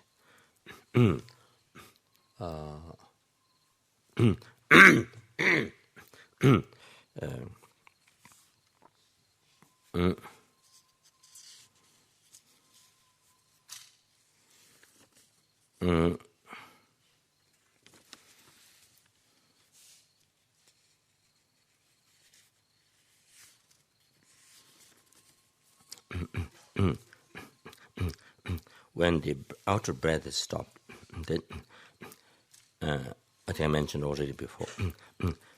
Person, somebody who is clean, good samadhi, who is a harmon, who is not against, but who's a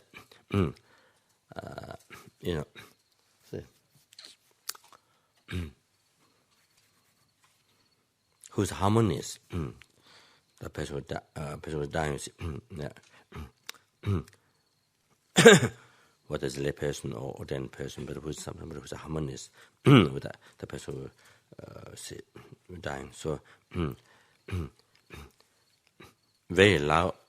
The time the breath stopped, then very loudly.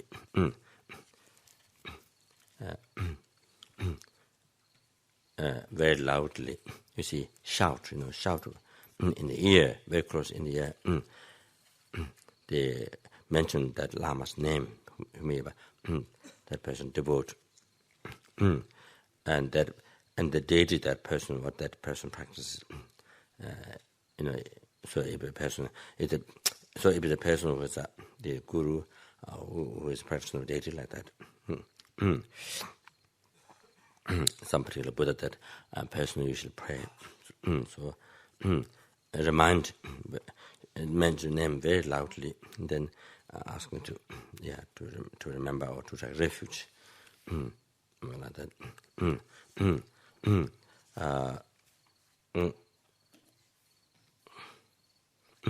Like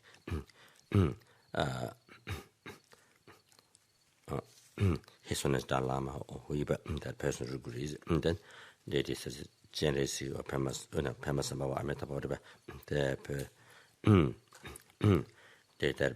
person normally pray.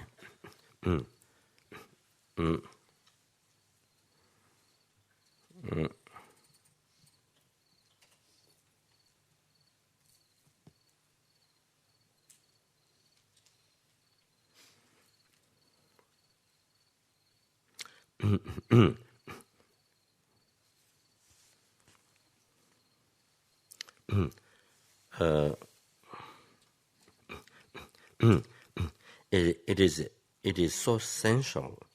It is extremely important, so essential. The person who is about to die, to take care of that person's mind, to not get disturbed. So it's so essential. So here it also says that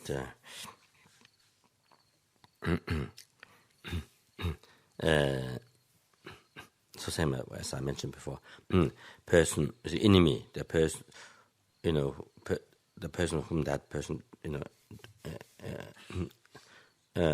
has anger or doesn't like, those should not allow to see that person. Or here it says. Here, I say.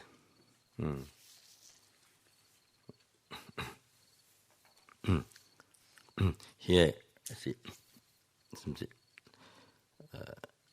So not allowed the very object that you have that the person has very strong attachment. Not allowed. So here it talks about husband or wife or children like that, or none. So it's general ideas. Anything person or anything that strong, the person has very strong attachment to not allow to see during the time. I remember that when Lama was in farmhouse, there's Lama has a not actually very close sister. There's one in Delhi. There's one I think of far distant relative. She married one Chinese man from Shanghai. So she had 3 Chinese restaurants that people enjoy very much. All those worms, all those different types of worms. Anyway, so anyway, so when Lama was at the farm, Lama never allowed her to come. Never wanted to meet her. So that those are kind of instructions for us. Teachings.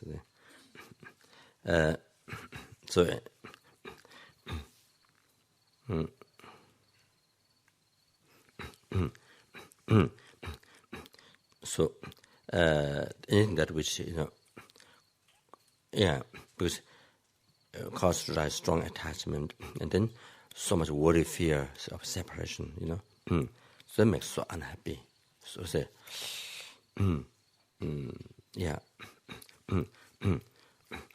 so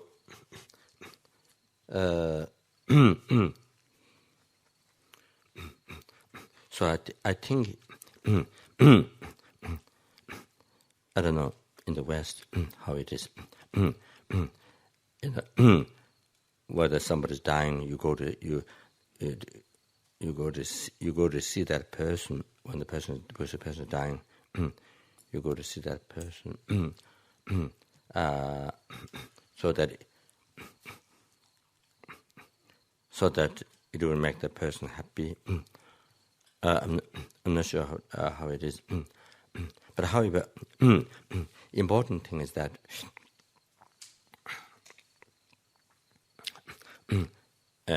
important thing to focus if you really want to help that person. So I think the mind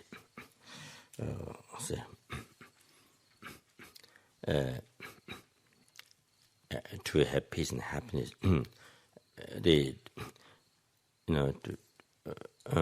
to generate special, to die with the virtuous thought. So without arising those strong attachments, those delusions, and then gives chance to rise a virtuous thought, extra special virtuous thought, and to die with. See,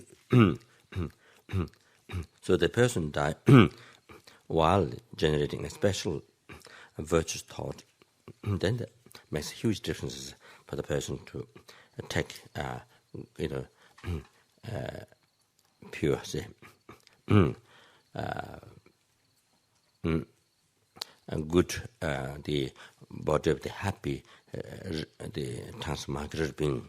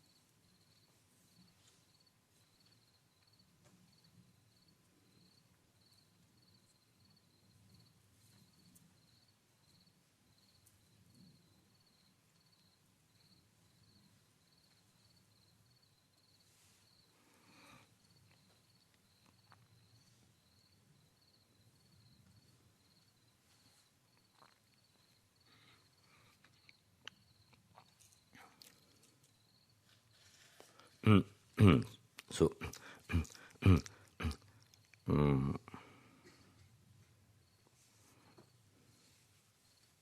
so therefore, so like this, to receive perfect human birth or to be born in Pure Land, so forth. So depending at the time of death, whether the person died with virtuous thought or non-virtuous thought. So therefore, now here, so it determined what rebirth the person will take. Determined that moment of death, you see, whether the person died with a virtuous thought, non-virtuous thought. So therefore, here is the point that people who are around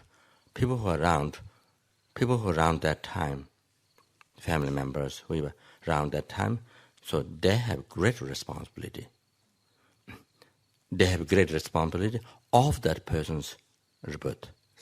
I would say this way. They have great, depending on how they behave towards the person who's dying. You see, depending on who they are, who's there, and you see, depending on how they behave. So depending on that, it affects the person's conscience. Person who dying, person's conscience, die virtue, either virtue or non-virtue. So you see, so there's great, if you're not careful, and there's a great, if they're not careful, people around doesn't know how to doesn't have that these educations. It doesn't know that these educations, or you see, what happens to the mind, and what after the life, then you see there's a harm to the person who's dying. To instead of rising virtue thought, rise non-virtue thought, and then get angry and desire so angry. So then lead to then you see makes falls down the lower realm, see, like that, and experience those most unimaginable sufferings. So if the person died under the control of anger or attachment, those negative emotional thoughts, and then the birth is only in the lower realm, nothing else.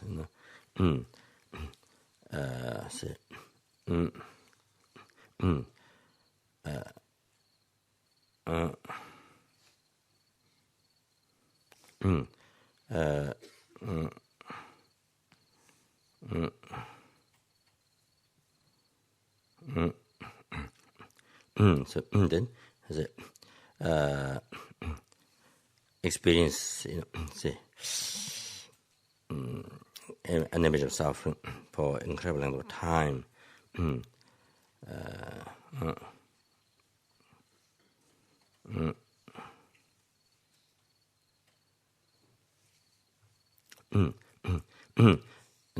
Which has no comparison to all the sufferings in the human realm, which is nothing. All this is a great pleasure comparing the sufferings of the lower realm. So therefore, so the surrounding people has a great responsibility that.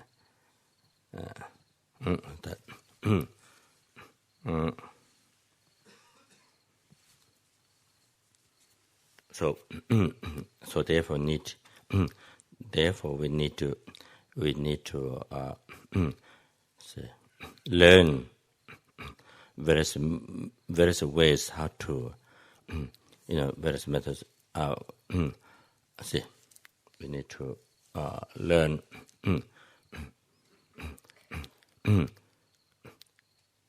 how to present, according to different people's mind, the religion behind what the person has, and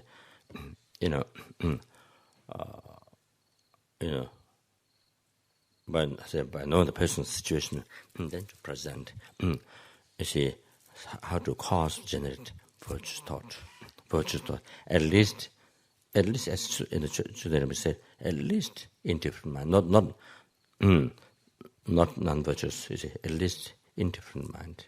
So I guess that means to not reborn. It helps to not get reborn lower realms.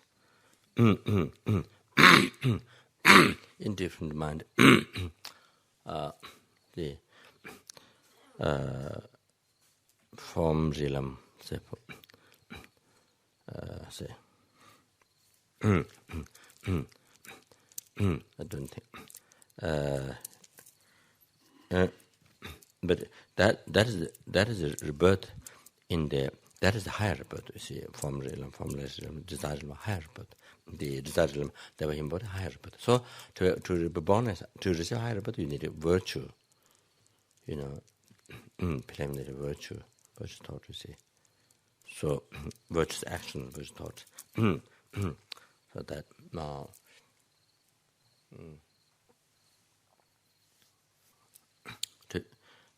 Do you have something? Do you have a question at this point?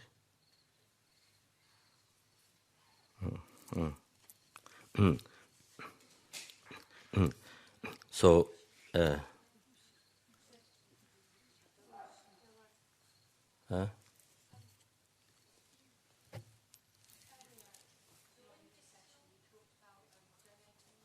yes.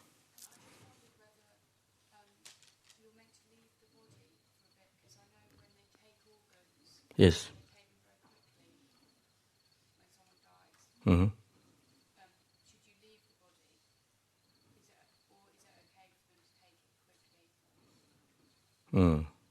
But if it's not taken quickly, it doesn't help the other person, right?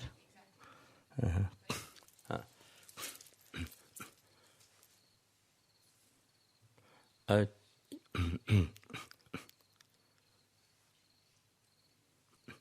think, this question has been in the past, but I think you see, if you died with thought, thought that I'm making charity, my organs to other sentient being, if you die with thought of giving, that's the virtue. You see, there's no expectation, nothing. You see, there's no expectation, there's no worldly mind there involved. You see, just really making charity. So that person, you see, thought of that giving is since everything is, I can't say still definitely 100%. Everyone. So think, at the time of the thought of giving, there's no worldly concern, but I cannot say 100% that everyone. You see, there's no worldly concern. But anyway, generally speaking, there wouldn't be worldly concern, the expectation, reputation, or power, or something to get. So that would be sincere giving. So that mind is a virtuous mind, and if the person died with that thought, doesn't get about Lord, so it's very, very helpful. So that's one thing. Yeah, that's what we see. So you died with a virtuous thought. I think that's the main thing. You died with a virtuous thought. That's one thing.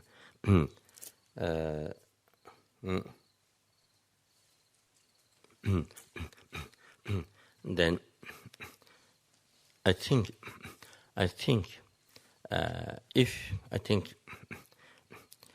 it'll be good if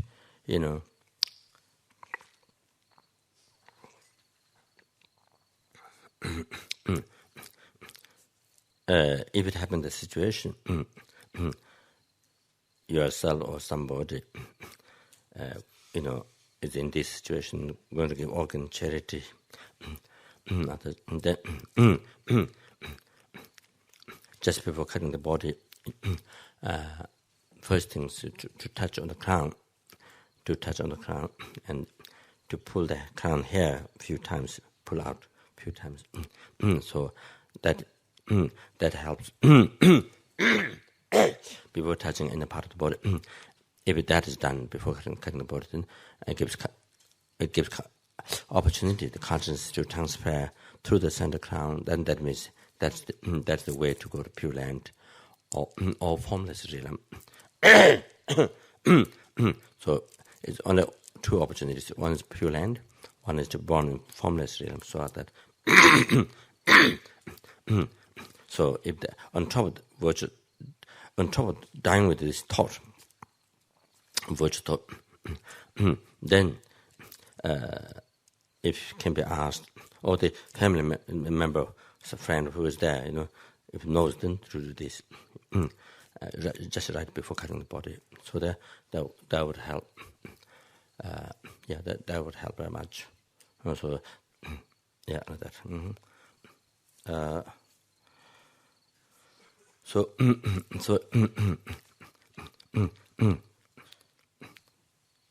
So here,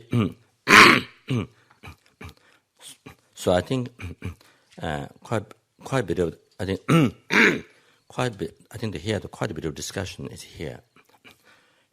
Various ways how to make the person to generate positive thought, whether it's a believer or non-believer, whatever religion there's background. So this is the main, I think, discussion, with the main thing to discuss about. So if as you mentioned the other day, like that, if you did work, you helped for dying people in the past, then whatever you think that helped, then that can be used as an example, others to learn. So, however, for example,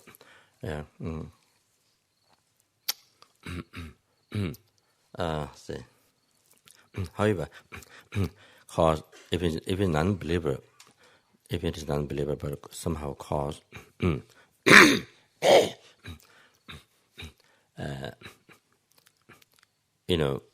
before that, when it's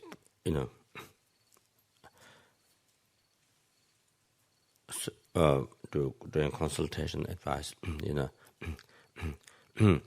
how to help the person to feel compassion to others. There are numberless others who are dying. There are numberless others who are dying. It's not only you. There are numberless. They don't want to die, but they have to experience this. So many others suffering. So, say that you should think, generally wish to free them from all the suffering of death. To free them from all the suffering of death. Numberless of others. Those who are in the same situation, so there's so many others who are much more suffering. So, so it's like that to help to generate compassion. Or if the person's mind is capable, then Tonglen, experiencing that, and helping the person to think. Anyway, until we actualize the high path that we can overcome death. That then we have to go through experience death and rebirth. That so therefore, say it's best to make the death. It's best to make the death. While you're experiencing it, to make it the most meaningful out of that, to take the most advantage, best advantage out of that. Make it.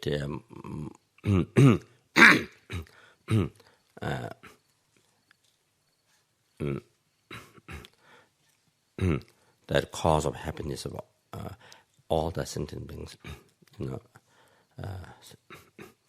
best cause of happiness for oneself, something like that. Like Jesus Christ, died for. Jesus Christ took suffering of others. Like that, as well as Buddha and many other saints, they took the suffering of others. So one take the death of all the sentience and experience for them, and let them to be free from all those sufferings. Somehow let them to keep on thinking like that. So however, so here we have to think many different ways how to advise to the people. According to the background, their life, and state of mind, like that. So I think this is the main thing. Of course, And of course, if you can consult much earlier, it's much easier, so that you can, so the person can can prepare more. You see, and then I think. I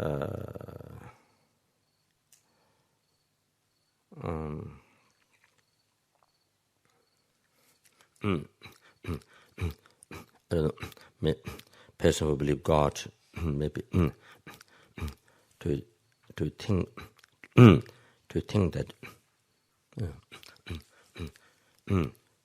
like similar deities practice, that you think your mind is God, but thinking the essence of thinking the but thinking the essence of God is a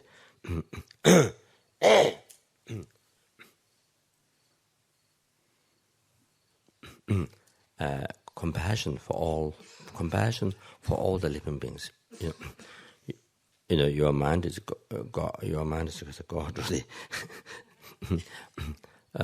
Holy mind of God, something. I'm not sure how that sounds to that person. Sure, somebody who is Catholic or Christian. Your mind is the holy mind of God, or God. You see, which essence that here what makes the most beneficial thing, that is when you mention not just God, but after the God, you see, the compassion, the essence of God.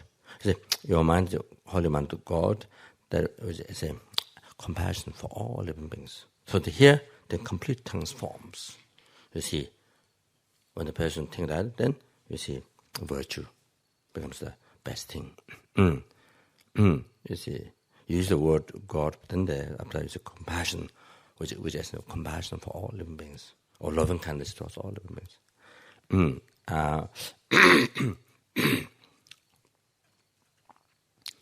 Or say,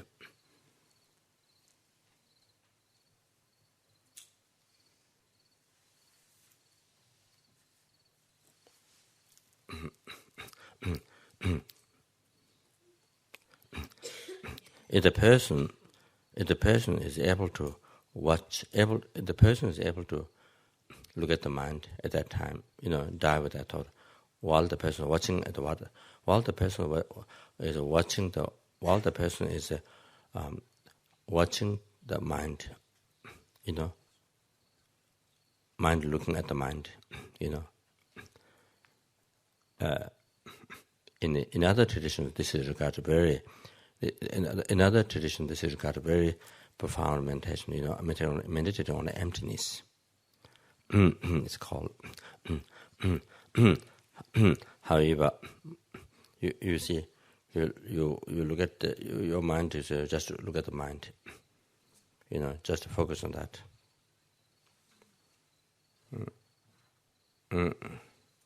So that is it. So that one wouldn't be virtue.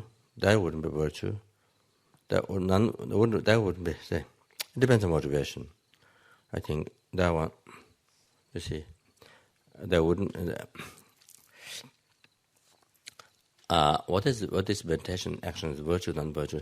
Defined motivation behind what for you are doing this meditation. If you are doing this meditation for the happiness of this life, then it become non-virtue. The action of this meditation becomes non-virtue. If your motivation behind is happiness for this life.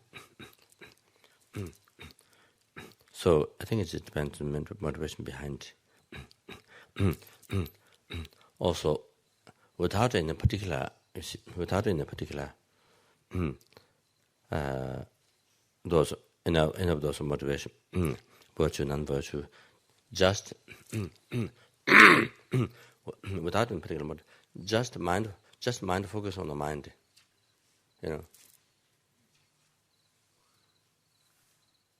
mind looking at mind, just watching at the mind watching at the mind, and you die with that thought. I think that might become dying with the indifferent thought. indifferent, not a virtue, not virtue. If the motivation behind is before you do this meditation, if you didn't have a particular purpose to achieve happiness in this life, or to seek happiness in future life, or not done with compassion for others and limits, nothing you see. Without any virtue, non-virtue motivation, just focus on the mind. Then I think, it could become indifferent. You see, state of mind. So that.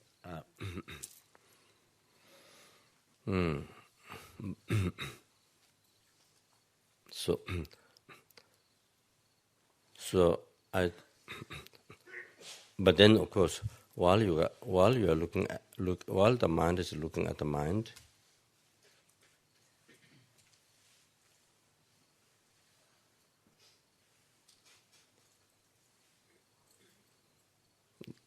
there which is no form, no color. See.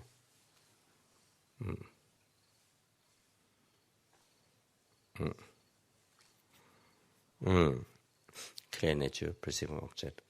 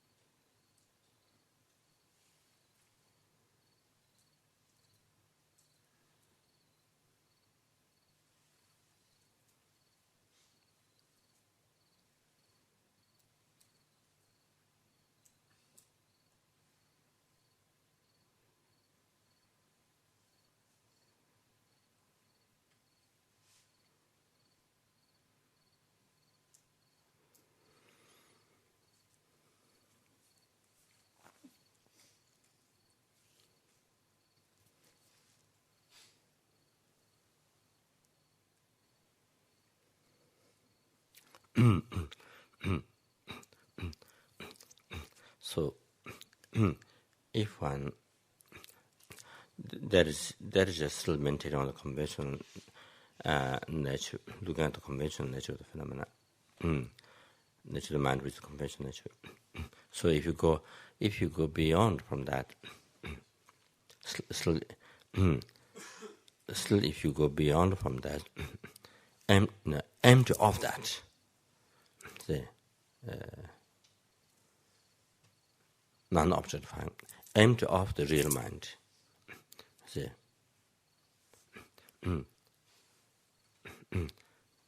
that real mind that you're focusing on, you see something,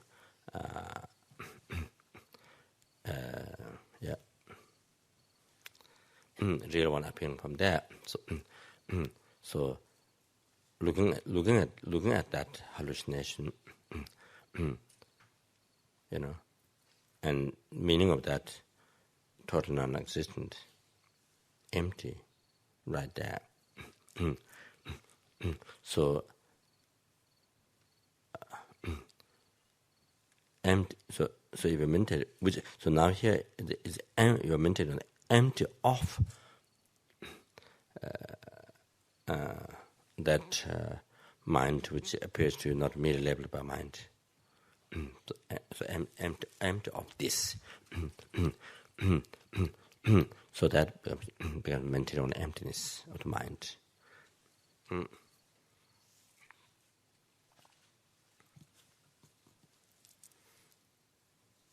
then that wisdom,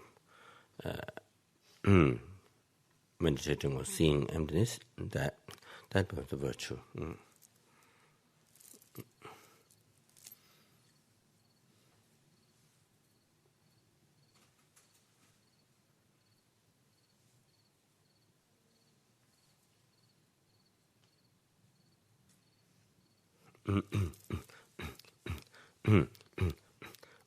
But it,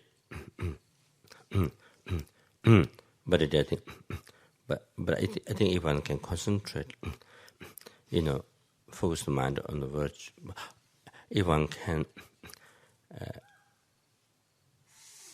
concentrate on the mind,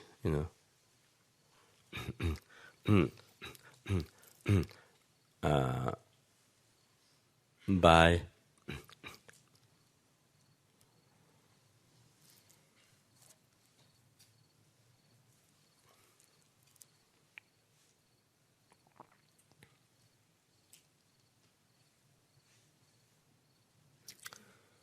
I think especially by thinking the meaning of dependent arising, how the mind is dependent arising, that the base there's a body, the base is the phenomena that which nature is, that which is formless, which means that means no color, and which say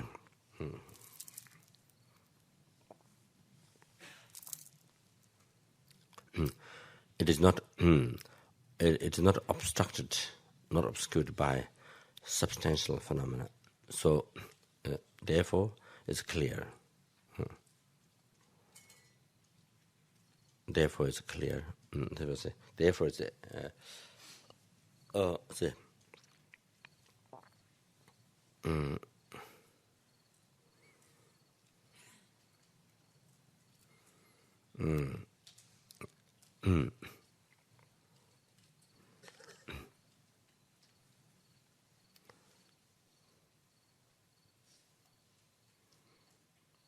therefore it's empty, empty of substantial phenomena.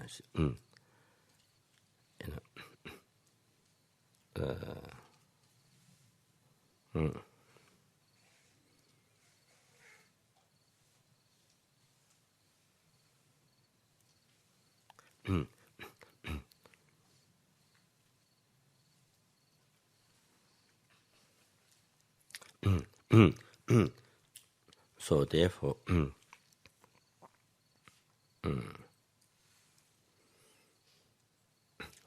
like the mirror, that which is not obstructed by the dust, those are substantial phenomena, dust, dust. So therefore, the clear the objects can be reflected to that.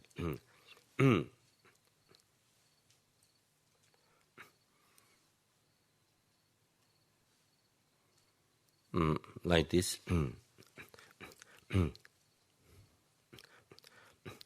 that this mind is because it's empty of substantial phenomena,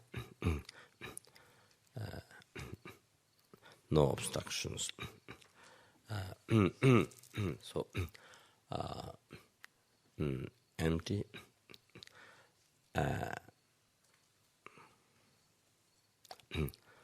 Any object, say,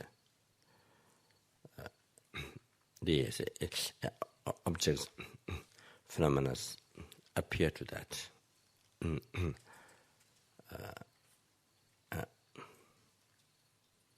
And it appear to that, it perceives.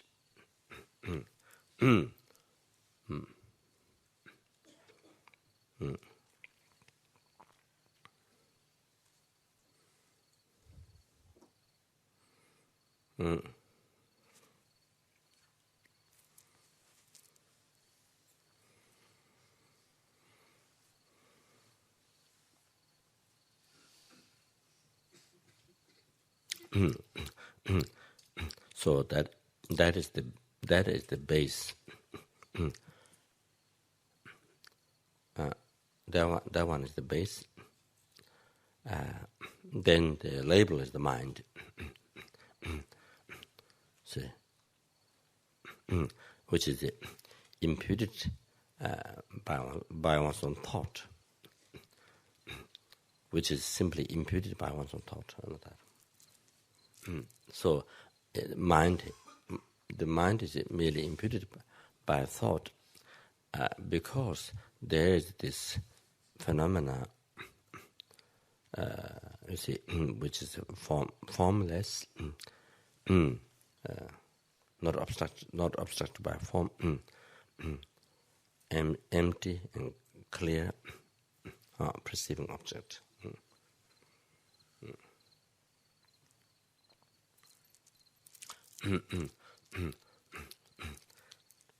So therefore, what is mind? It is nothing except what is merely imputed by thought. So therefore, one can see now there is no such thing as mind. There's no such thing as mind existing from its own side.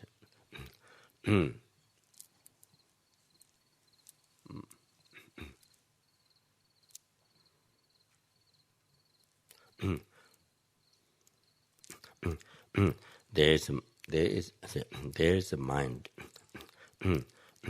which exists in mere name, merely imputed by thought, but is empty. But is empty of existing from its own side. And while the mind is empty,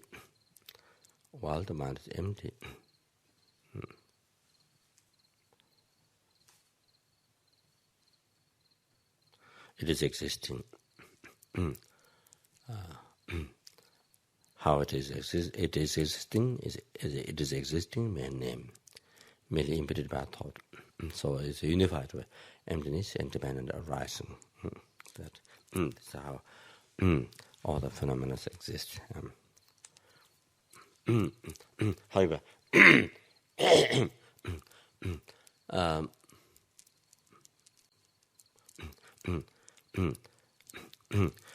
looking at the nature of mind, which is the conventional nature, that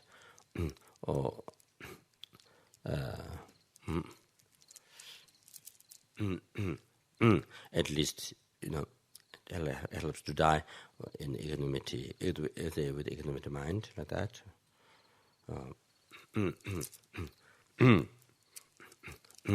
Then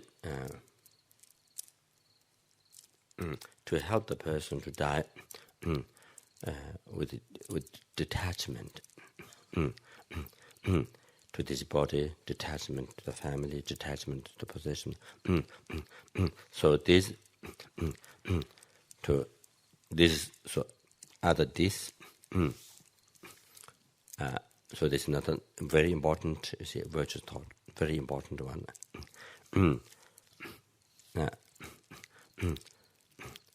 Or the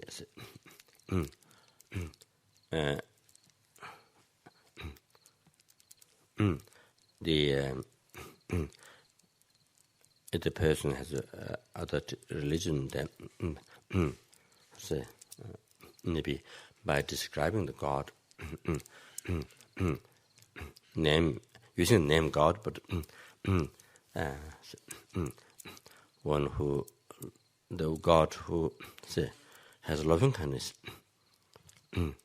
who's loving kindness to you, and loving kindness to all the living beings, or compassion, or just think that, or all three having perfect wisdom, omniscient mind, and perfect power to help to liberate oneself and others, like that, from the sufferings, and to bring in a temporary ultimate happiness. However, other just mention one quality and then let the person think that and die with that faith, or by mentioning all the three qualities. But actually, that the name is not name Buddha is not Sanskrit name Buddha, which is Sanskrit name. That's not used.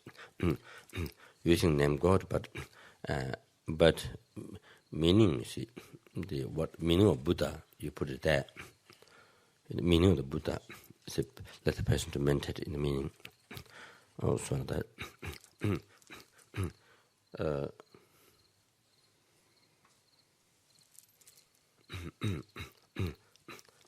So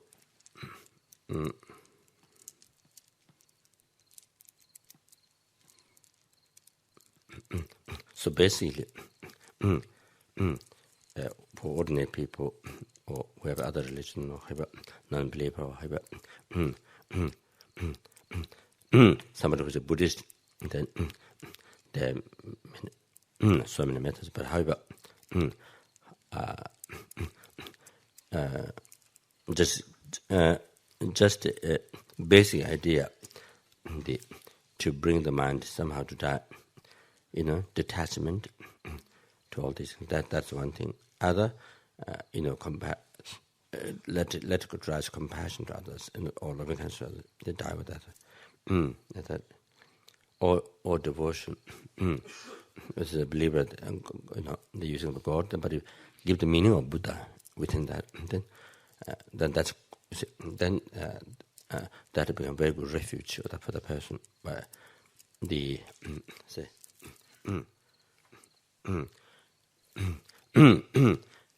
having no mistakes, totally pure, having all the qualities.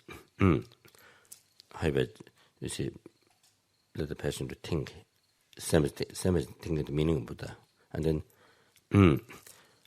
you see, by relying on that or the faith to that, and then the person dies the same, and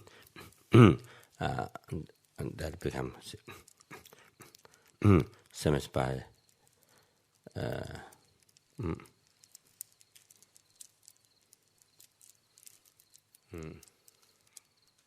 thinking Buddha and then died. Similar, see.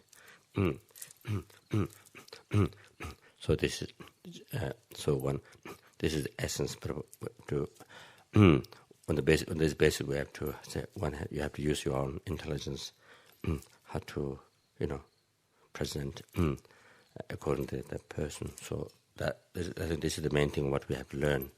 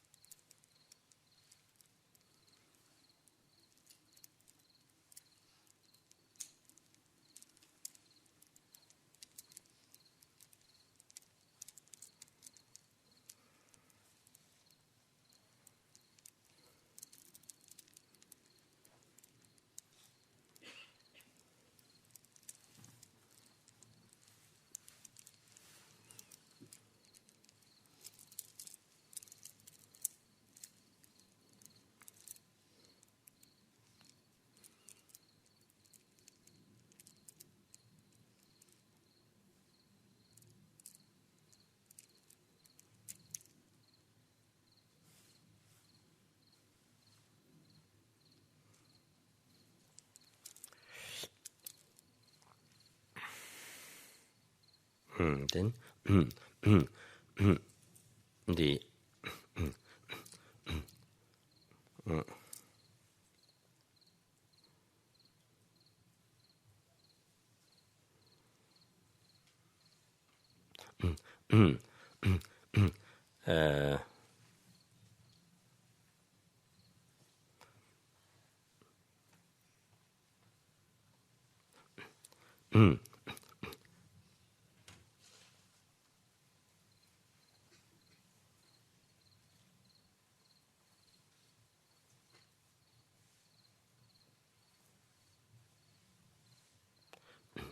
that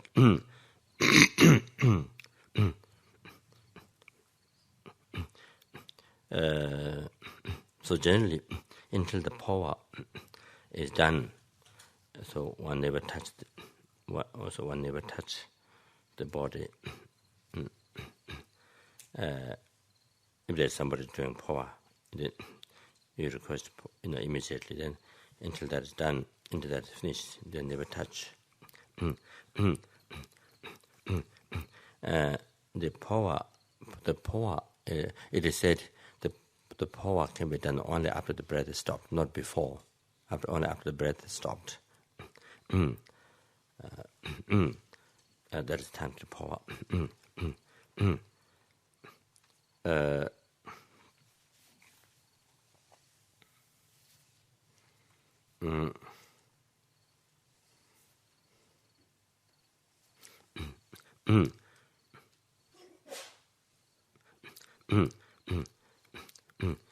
If it is, I'm not sure. If it's not the actual time of dying, then just simply doing power. Then if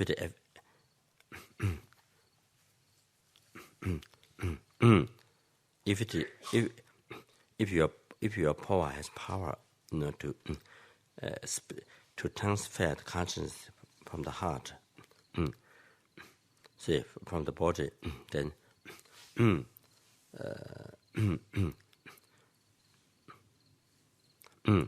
maybe there's say risk. Say.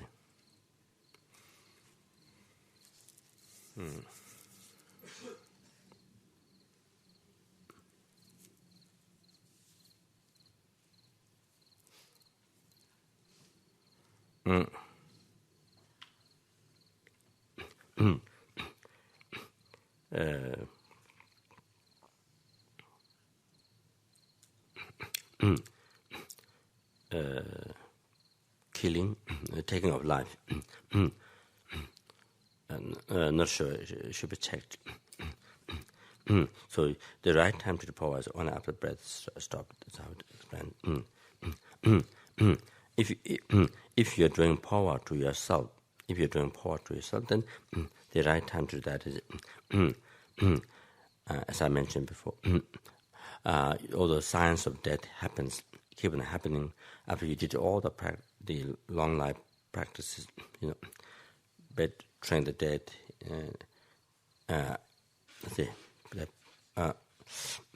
hooking the life, and various practices, taking long life initiation. So all this practice done, everything is done, whatever one can, then still the science of death happening.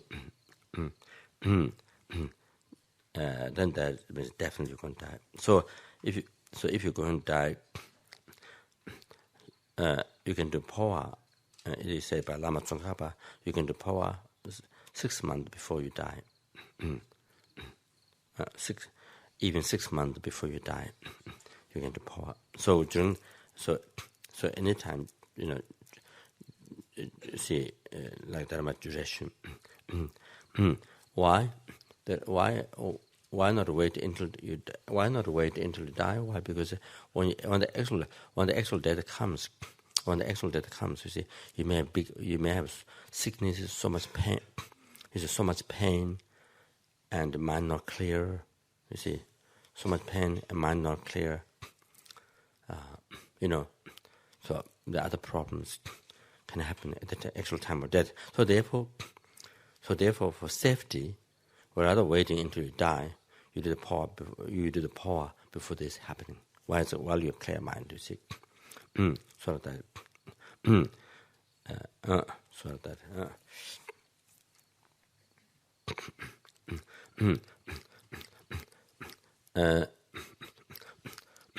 So here, there's a mantra to recite.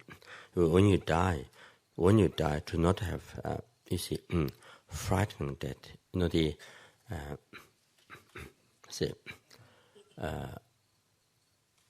Frightening, karmic appearance near the death time. It's a very frightening appearance of karma. Then, which makes the death so difficult. You see. So, reciting this mantra, there's from the 8 Bodhisattvas, the Nankenyingpo, Akasha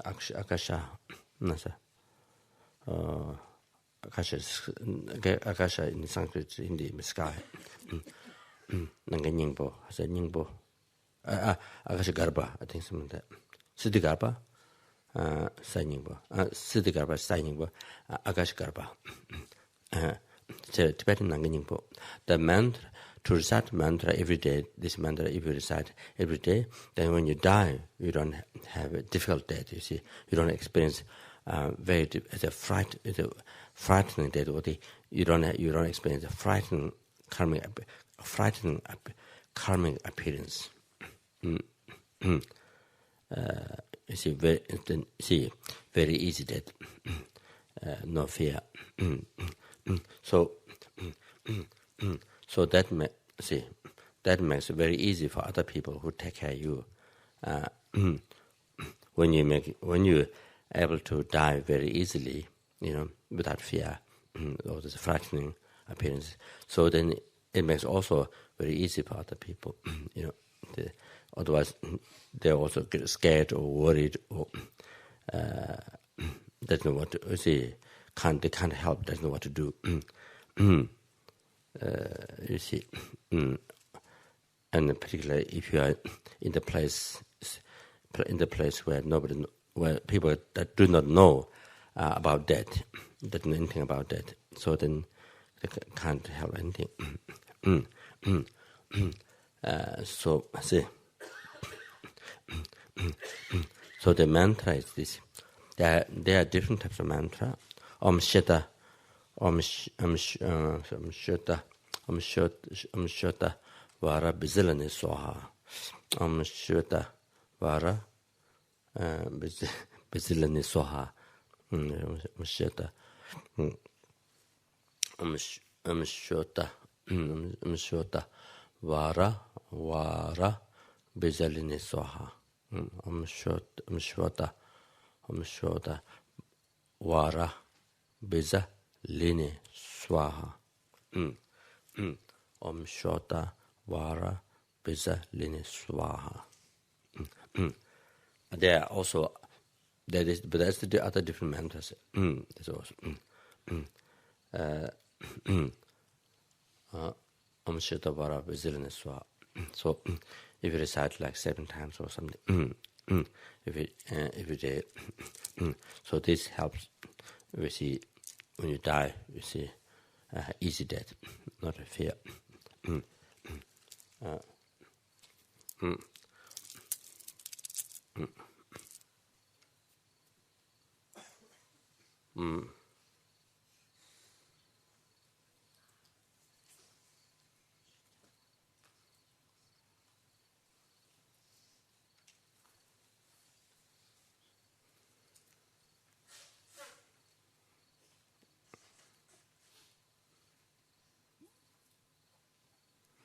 So that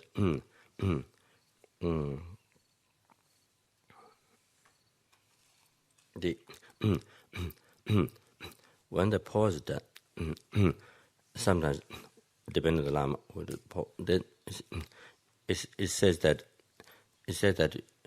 here it says also you should explain the Lama where the person's head is facing when he does power.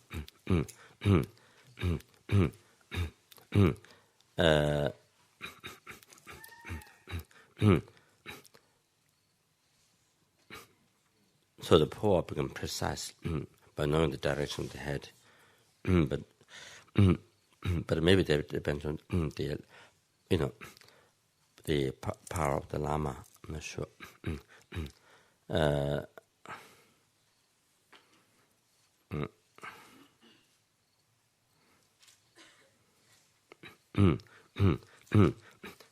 So the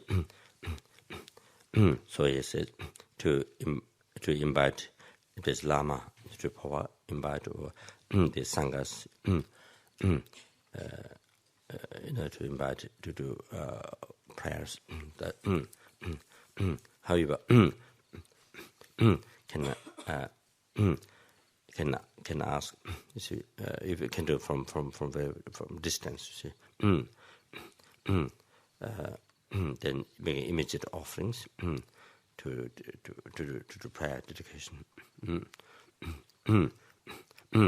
and then you see, then immediately one must do astrology for the person who died. Why here astrology is important is because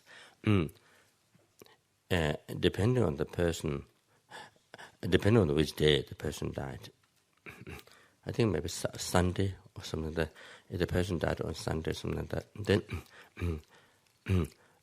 then you see, then every year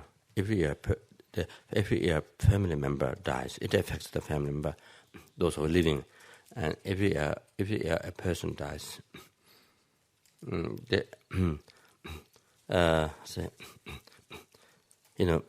There's danger for the family member, depending on which day the person died.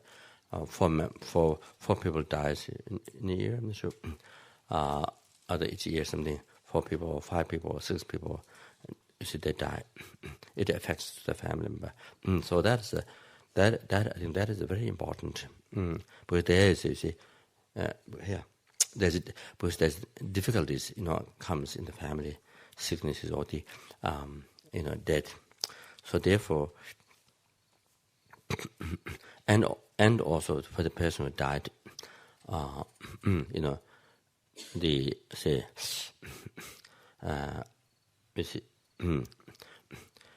where the person will reincarnate, and if you do such as virtuous, collect such as virtuous actions, making this deity statue, then the person will have good rebirth, will be born as some, will become sangha, so monk, nun, or will be great the master, or lama, or ngakpa, or the lay tantric practitioner, or also you see it astrologically describes where good rebirth will be taken.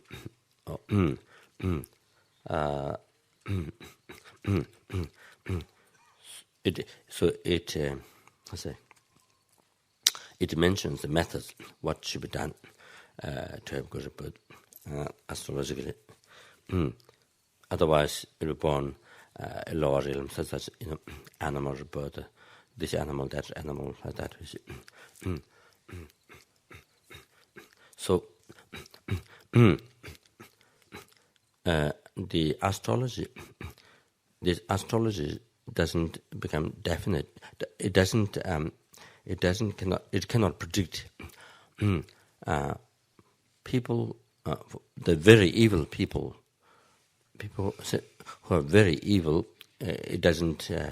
That you see that it cannot predict. It's so worse. It cannot predict. Or also great yogis,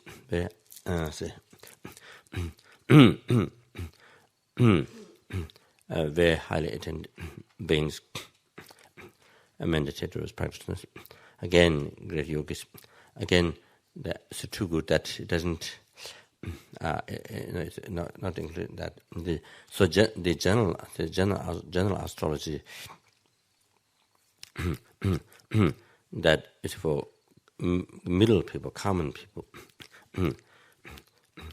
So like that. So therefore, very important. So important to immediately get done astrology. Otherwise, you see, So to protect the family members, to find out any danger for the living family members, for them to have long life, to not have sickness and so forth, dangers, and then also for the person who died, you see, to not get upon Lord Ilum, to have good birth. So they both this purpose.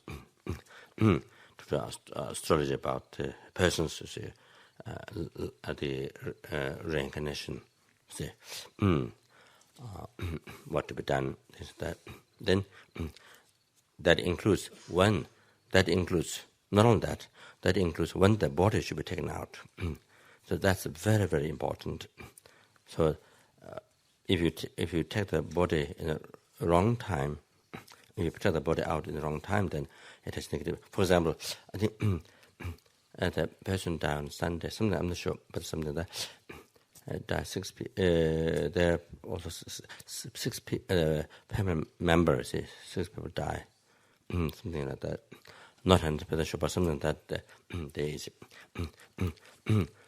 So Lama's family. I think the sister's husband, Chinese man from Shanghai, died. The next year, sister died. The next year, Geshe Chile died, Lama's brother. And the next year, I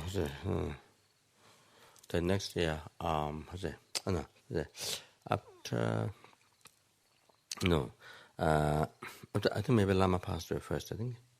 Lama passed away first, I think, maybe. Exactly. No. Then the husband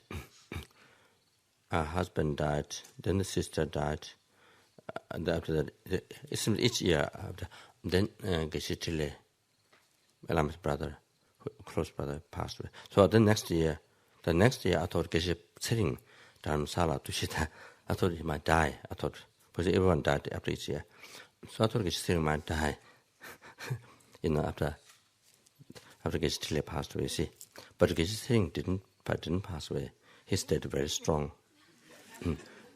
He stayed very strong. And I think he does a lot of prayers. I think he's every day, he does so much prayers. So generally, he has some knee pain or something, but I think generally very healthy, very bright and very healthy. There's a lot of prayers, I'm sure long life and many things. So I think that's what, simply obstacles eliminated and keeps very strong, see, healthy. So that. So there are these things which are not aware in the West, that very important safety for the family members, benefit both. And you see, to find out when the body is to be taken out, very, very important. Then there are many things to do astrologically. What to do with the body, There are many things to stop obstacles. See,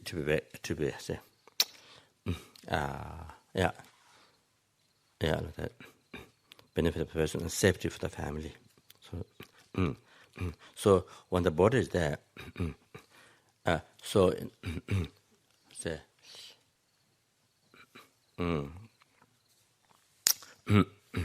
one is very, very important. So if it's Dharma center, then it will affect the center. So astrology is very important.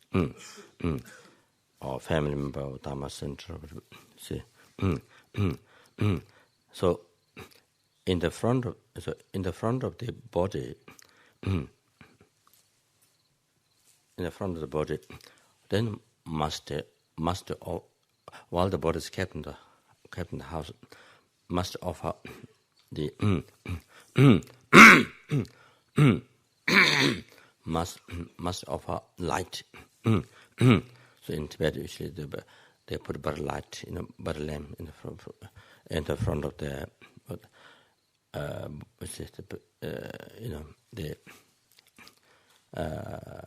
the cups. So it says to offer many continuously, day and night. So it is not. This doesn't mean offering to that body, to that person. It doesn't mean that is the offering to the good triple gems. But one reason why to offer light day and night all the time in front of the body is because there's danger the spirit will enter in the person's body. You see, so to stop that danger, then there to not possess by spirit. So the having light there all the time, that helps for that. So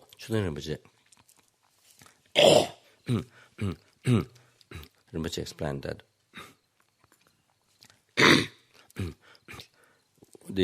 when you offer butter lamp in the front of the body, see, always the butter lamp is very very heavy. I think the what do you call it, top part. The top of the wig, this big black. I don't know what you call it. So Rinpoche says all the time, butter lamp in the front of the body is always like this, not clear. Something very unclear. The butter lamp is always unclear. And Rinpoche that because of the pollution from the body, it affects the butter, it affects the light.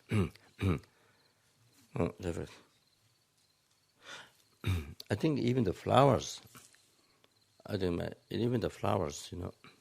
depending on your mental state, I think it even affects the flowers. This is what I think. If you have a flower in the front, so depending on your mental state, it even affects the flower. It stays a long time bright or quickly, even the flower get depressed.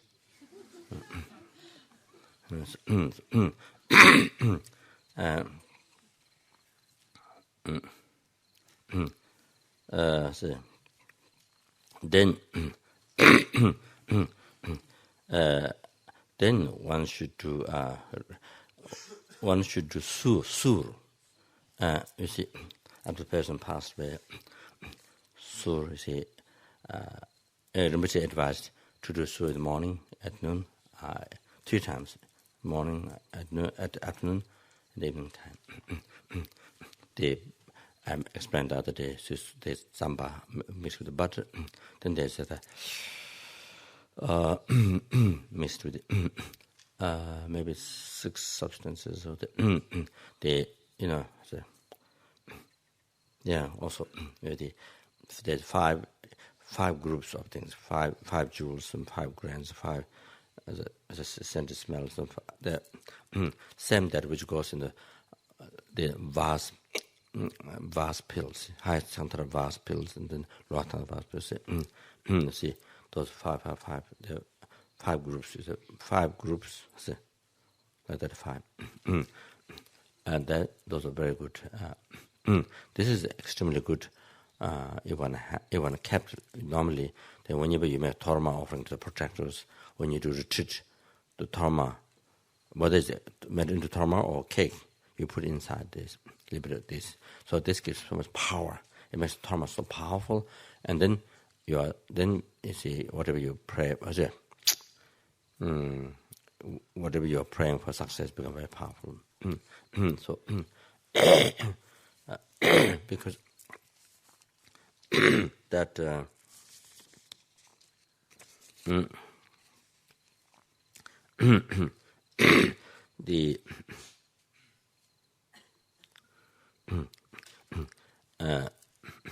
so the person died. You see, the person died as a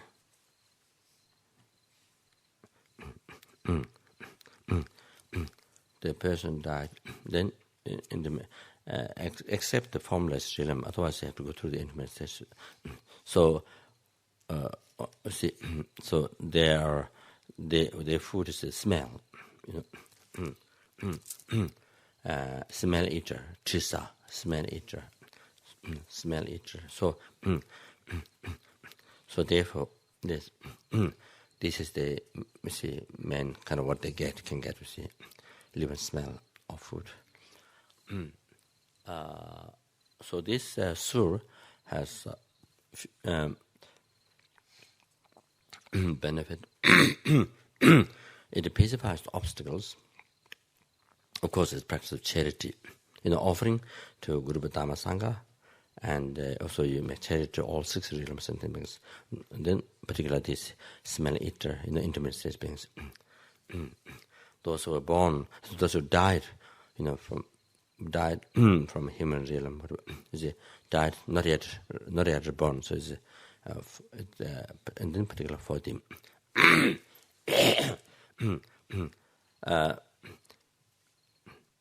So collects so much merit, and it purifies obstacles. And this is also a method to be born in Pure Land. When you die, it helps to be born in Pure Land. And also the sur is a very good cause for success, whatever wishes you have. Sort of that. So here, after the person died, then to do I think sur for every day like that. I think up to of course one can do as daily practice, of course, but here is mentioned. I think maybe up to 49 days, I think something like that. So there is a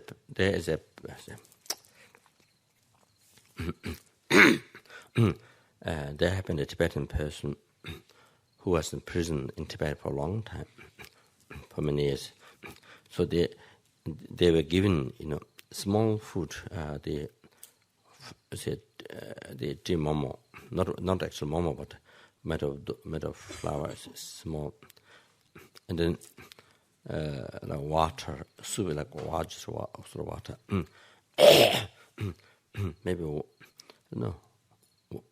Maybe 2 or 3 like that. Anyway, they're so hungry, unbelievable hungry. So when they come out of the room, unbelievable hungry. So when they come out of the room, they look for bones, all the bones outside in the field. They look for bones, and then they find the bone.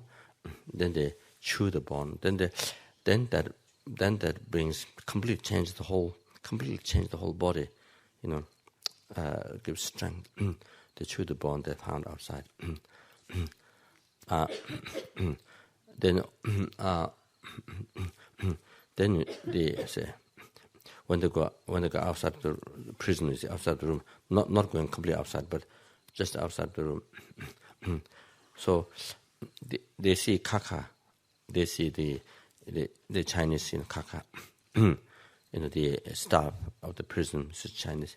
They make kaka outside. So the prisoners, the Tibetans, they go outside.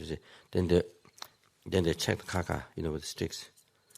Inside this kaka, because the Chinese, the staff of the prison, they eat the beans, but they don't bite. They don't chew well, so the bean goes through. So then the Tibetans, when they come out, unbelievable. So they check the kaka left by the Chinese, the staffs of the prisoner. So with the stick they check the kaka like this. So they see a lot of beans there. So they eat the beans. Because so hungry. And then other thing is the staff of the prison, the Chinese people, they have a kitchen nearby. See, so they smell the food they smell the frying and all this. They smell the food, and so each time they smell, it helps them so much, and it helps them to sustain. Even the smell helps so much to sustain. So they had this Tibetan person had this experience, so much suffering.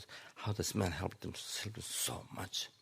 So therefore, since when he was freed from prison, since he left prison, then every day he's been doing practicing sur, because he had so much experience of hunger and how the smell is so good. So then from that time, every day he's been doing sur for the spirits, for the this man eaters in the message. So that this was the Rinpoche's story from Rinpoche. Yeah. So I think that after that.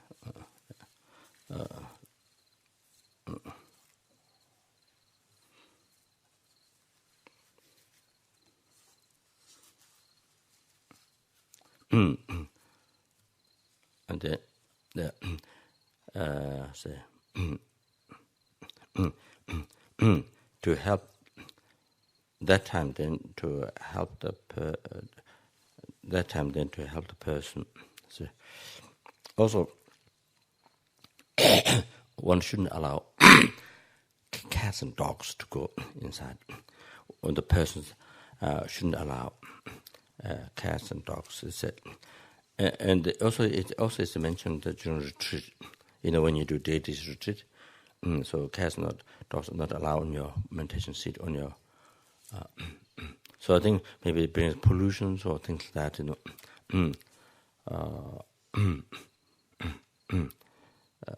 Yeah, like that. I think it's strict way like that. So because of the cat, especially cat, there's some because the cat went on the top of the dead person's body. Then pollutions or maybe this.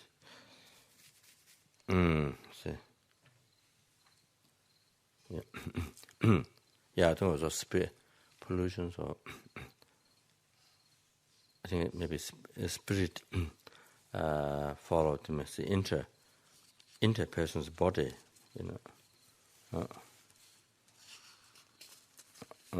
if they went inside and they went over the person's body, especially cat. Yeah, until the body is taken out, you see, you shouldn't allow dogs and cat to go inside, and especially cat. It's very time to be very careful to not watch because it's the hair has pollution or something. If they went over the body, and then it kind of becomes a condition to enter spirits inside the body of the person. Then they become zombie. So there's a story like this, and there's a story like I think there has been a story like that. There's a possibility of that. So therefore, in the past, in the ancient houses in Tibet, because the body is kept for many days, so sometimes the body become zombies, spirit enter and they become zombie. Then happened that the whole village become empty. I think once the zombie come out, then everybody become zombie, something like that,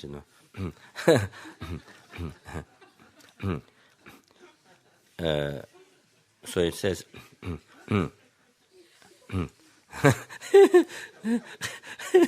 saying, I think a double zombie become double zombie, and they're joking. So therefore, previous homes, there's only 5 feet. The size of the door, is only 5 feet. It says in the past. So in Solukhumbu, you see, the doors, those if you happen in Solukhumbu, you see the ancient house, not now the old houses, you see, doors are very short. Not that like that, but the door is 5 feet. The door is 5 feet, very short door. So you see, what happens at Laudo? What happens is this. Laudo is so say loud. So Laudo, now I don't know, before before the door, see, of course, cave doors, of course, is short, no short with the rock. But the other house doors, they are very short. Doors are very short. So, there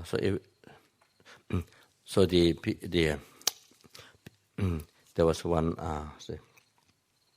a dumb or one person, one Sherpa, who spends so much of his life at Sulukumbu. Laudo, bringing wood from all the way down from forest, from Nanjapasa, this long, the plank wood, or you see, when you build a monastery, and then bring water. So anyway, when they bring the water, this wooden, wooden wood, you see, container. So they bring water. And then they have to bend the body because the door is short, so they have to bend, way down, in the way bring the water inside the door. You see, it's quite difficult. If you bend too much, the water will come out. You see. So there was one Western guy came and just traveling around, and when I was living in Laudo a long time, building monastery. Well, I remember one day one guy came and he said, I think he was banged. Many people with doors so short, when they go inside, it's okay. But when they come out, I think the head bang on the door. So anyway, many times. So especially the cave door. Anyway. So this guy, I don't know which country, one day he came up to Laudo and said, in his Sulukumbu, the dog and the door the worst thing is dog and door, he says.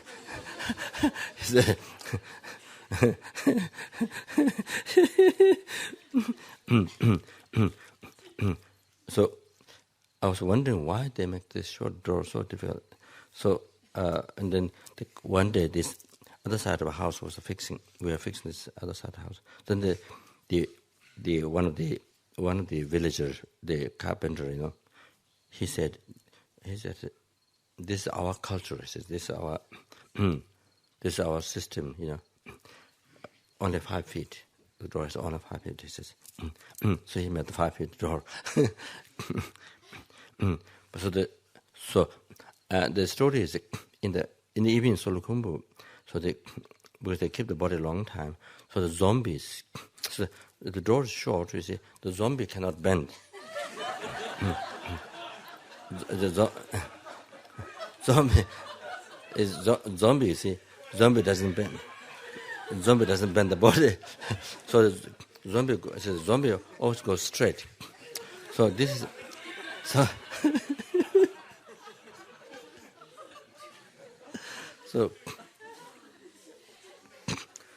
So this is the method.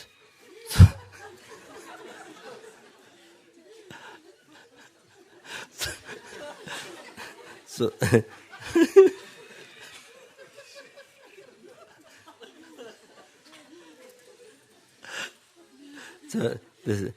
this is antidote. You see, the door, small door, the method to the zombies to not come out. So then they stay in the houses. They cannot come out. So that's also Sulukumbu. They talk about that. Those people who knows why the door has to be short.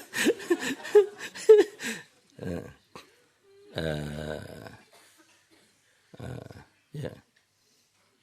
Then you see, he says, because the door is short and they come like this, they bang and then they fall down.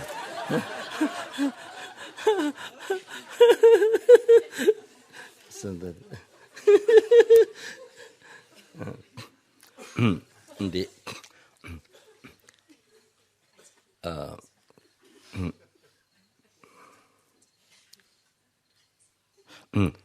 so when the person, you see, after the breath stopped, the outer breath, the outer breath is stopped. Then there's the inner breath. Something that. So anyway, that time.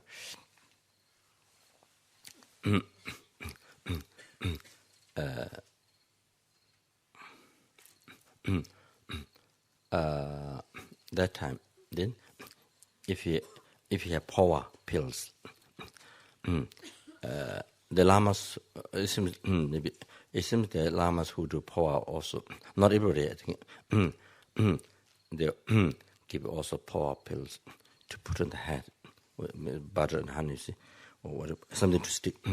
So put it here. Seems they do that also when they do power. If there's power pill, see. So the power pill is made of the substances, the ashes of the great yogis, bodhisattvas, great yogis, the ashes. Then you see, then the magnetic iron, the other one is magnetic iron. So powder of that we mix. So I wanted to make power pill, and somehow I got the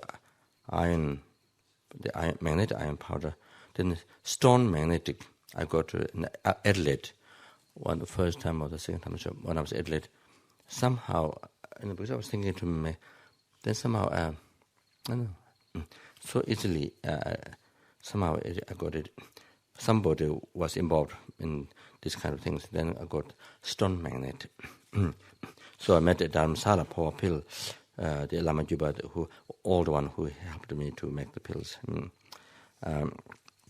So magnetic, why? Because the magnetic, you put there, then it hooks the conscience. It helps to bring out the conscience hook. So then the ashes of the great yogis, Bodhisattvas, it blesses the mind, also to transfer conscience in the pure land like that, to come up through the crown. Then so that so.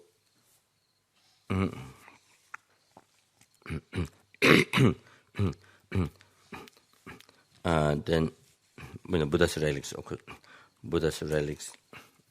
then ashes of the Bodhisattvas yogis. So the power pill that I met, it has Pabongka, the ashes, also others. There are many other relics with it. And then also maybe blessed by soonest. Yeah, I think somebody will make pills, inner form pills, or then ask, put there, his son's palace, and then to bless. So how about like Pabongka or Lama, like Lama issue, like that we see they. Like that, who has actualized clear light, illusory body, or a yogi of Chakrasambhara, then there's this. Usually,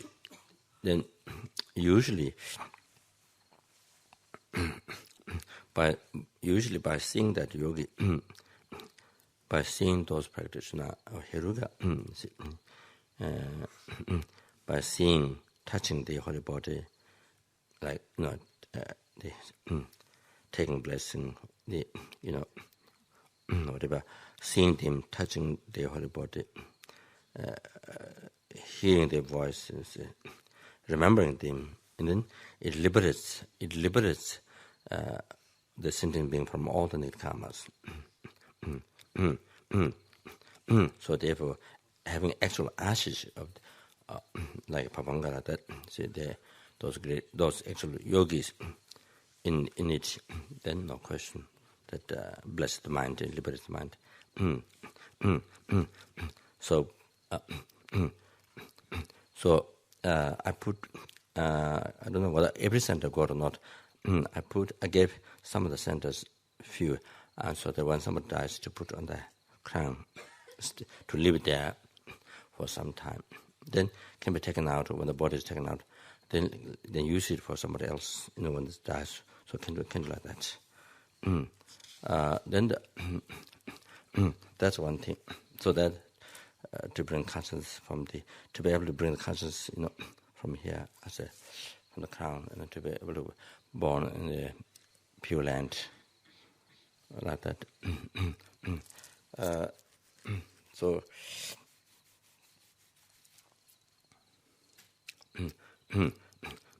The other thing, so even not powerful, then another most precious blessed pills, that inner offering pills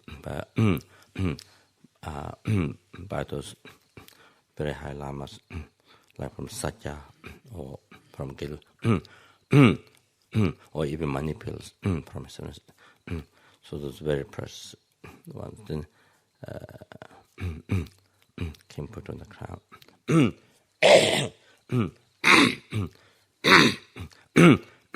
That is same for human beings, or even for animals. Whether devotion, non-devotion, is same. It helps. It has blessed mind. It helps. Then the other thing is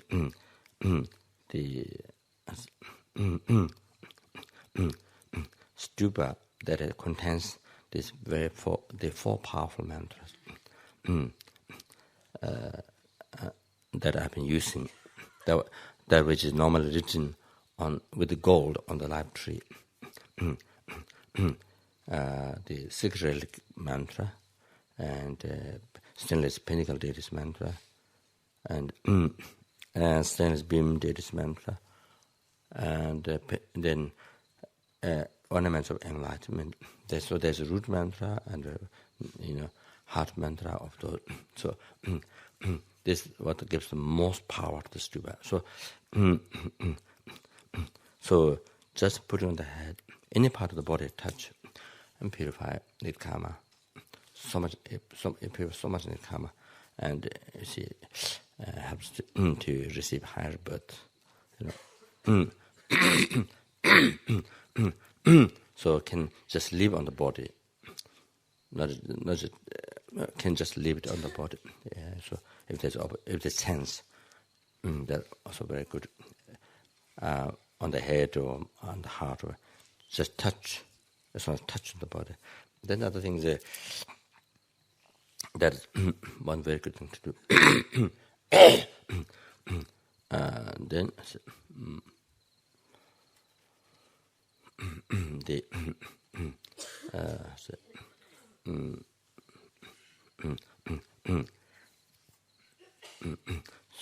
so this mantras.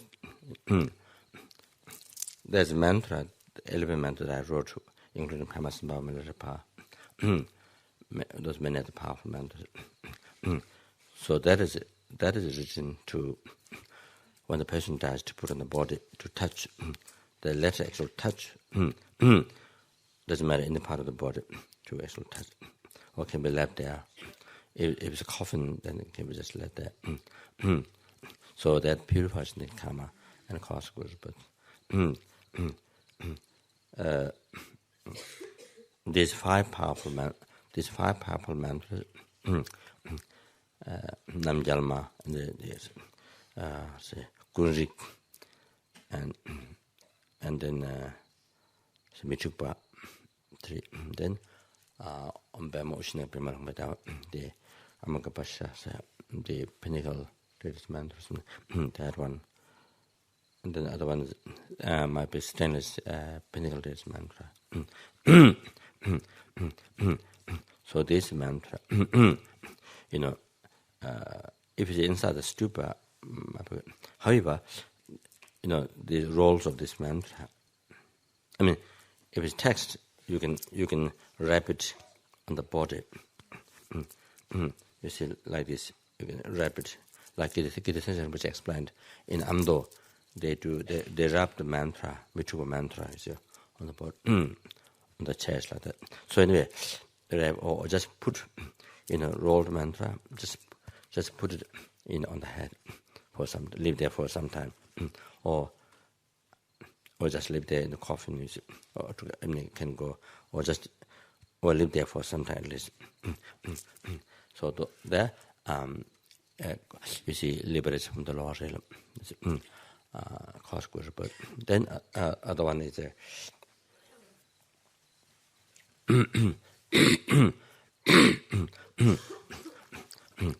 so that's for any animals, human beings, anybody. Then there's from Nyingma.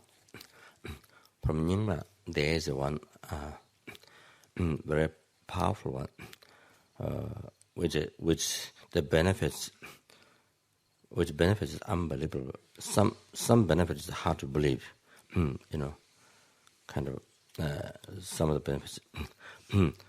So I wasn't sure. It's called by just wearing liberates, but tactile. By wearing liberate is what is called name. So it is some of the benefit which is kind of hard to believe.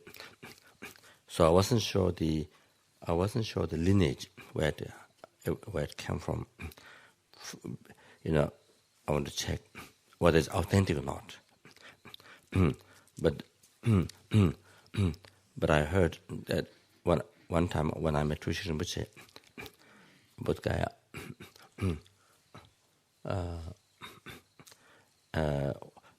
the previous the Lauto Lama, he's one of the main disciples. One who wrote the life story of the past life, So he was there in the cave while the Lauto Lama was dying. The 25 absorptions happening, and he was telling what's happening. Still they were talking. You see, so he was there the last minute. One who wrote the life story of the past lives. I don't remember. So they just what the Lama said is past life anyway. Who said it's my past life. So the student, who wrote that story. So he built a monastery in the very precious holy place of Pema Sambhava in Nepal, Marutika. Very, very holy place, incredible. There's a long life vase and there's a stone there. The long life vase, if you go there, whatever you pray, make prayer in front of this long life vase, everything gets succeed. All your wishes get fulfilled. Then people who don't get a child, they go there, pray this stone. They pray, they get a child. And the next day they come back to thank.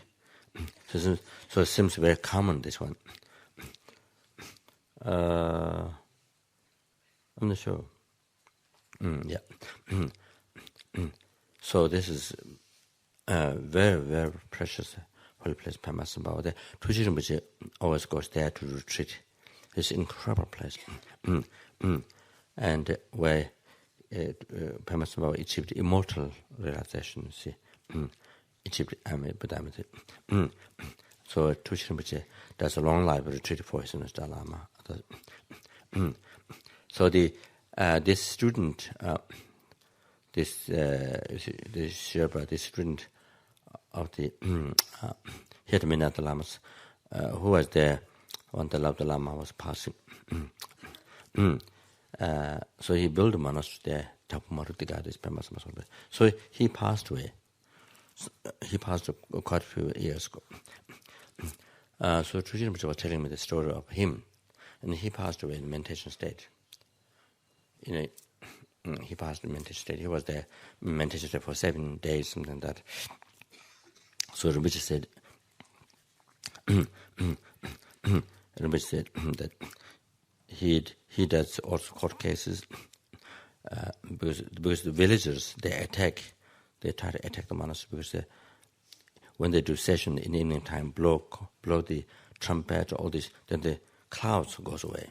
Every time when they do puja, make noise, the clouds goes away. So the villagers, they need the clouds to have rain. So they want to burn the monastery. They want so because I think he choose, because if they destroy a monastery, they create karma. Something bad. So I think he choose whether to allow that or to do court case. So I think he did court case. So I think Rinpoche said generally he's a very religious person. So Rinpoche said, he does also court cases, and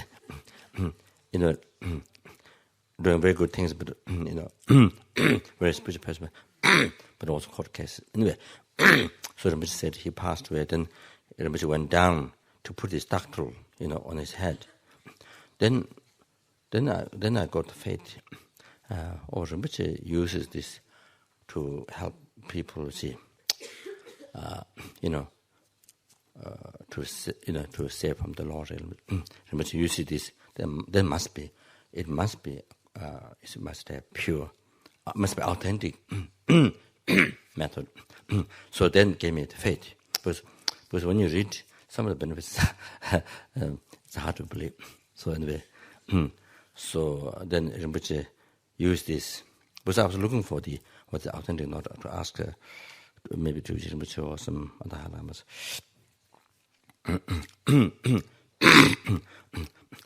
So after Rinpoche used to put on the people died, then it gave me faith. There must be authentic. So this is also good to have. I made a very short text, this size of text.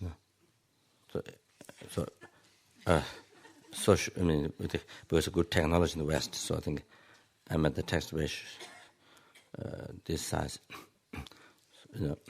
This size. So it's very easy to carry, in the pocket, or to put on the, also easy to put on the, or animal or people's head. So this is something which you can do, non-devotional, as a believer, non-believer, anybody can do that. She can benefit. So, I think that's all. So I think that's it.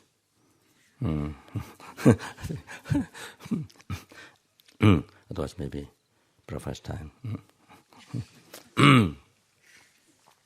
Chanchu Sumcho Rinpoche, Majewanam, Chanchu Sumcho Rinpoche, Majewanam, Jejuji, Jeva Nyamba, Meva Yi Kone, Kondo Bewa Renshu, Tonye Tawa Rinpoche, Majewanam, Jejuji, Jeva Nyamba, Meva Yi Kone, Kondo Bewa Renshu.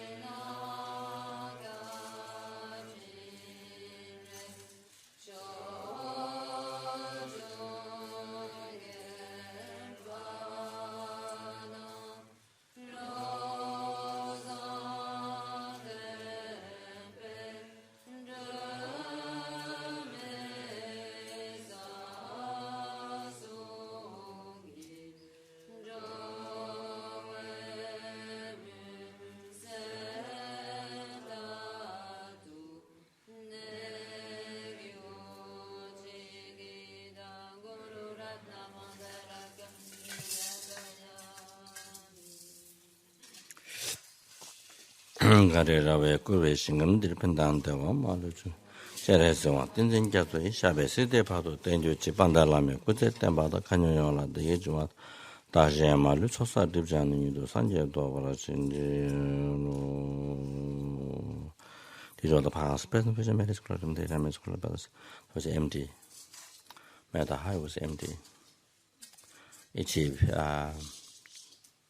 taught us enlightenment which was empty.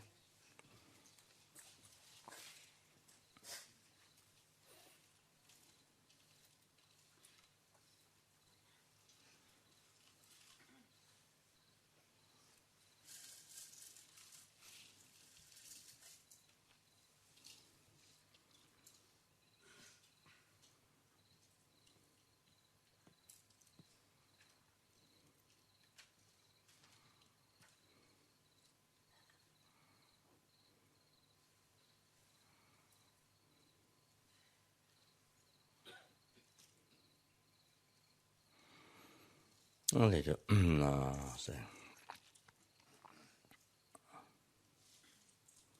lead all the sentient beings who are empty from their own side to that enlightenment which is also empty from its own side. By myself alone, who is also empty from its own side.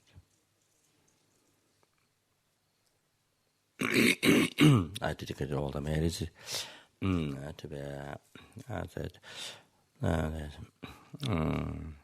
to be able to follow holy experience of Buddha as they realizes. I dedicate all the merits to be able to follow. I dedicate all the merits, same way as the 3 times Buddha dedicate their merits.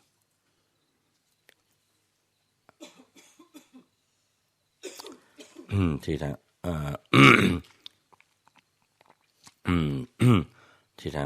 Made is corrected by me, but this male the general teaching particular Lama Zopa may be spread in all that in all the directions. May it be spread in all the directions, and be flourished forever in this world.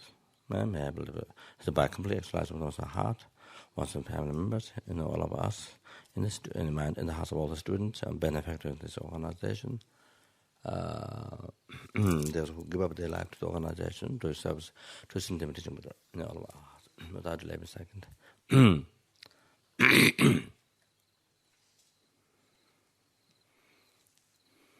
Cheji Javo Zonga Vejudo, Nambra Bevada, Yezama Jivada, Tunyama, Luizamara Shun, Dada Shinke Duzunda, Deve Tunya Latene, Javalo Santa, Temba, Ayure, Banjo.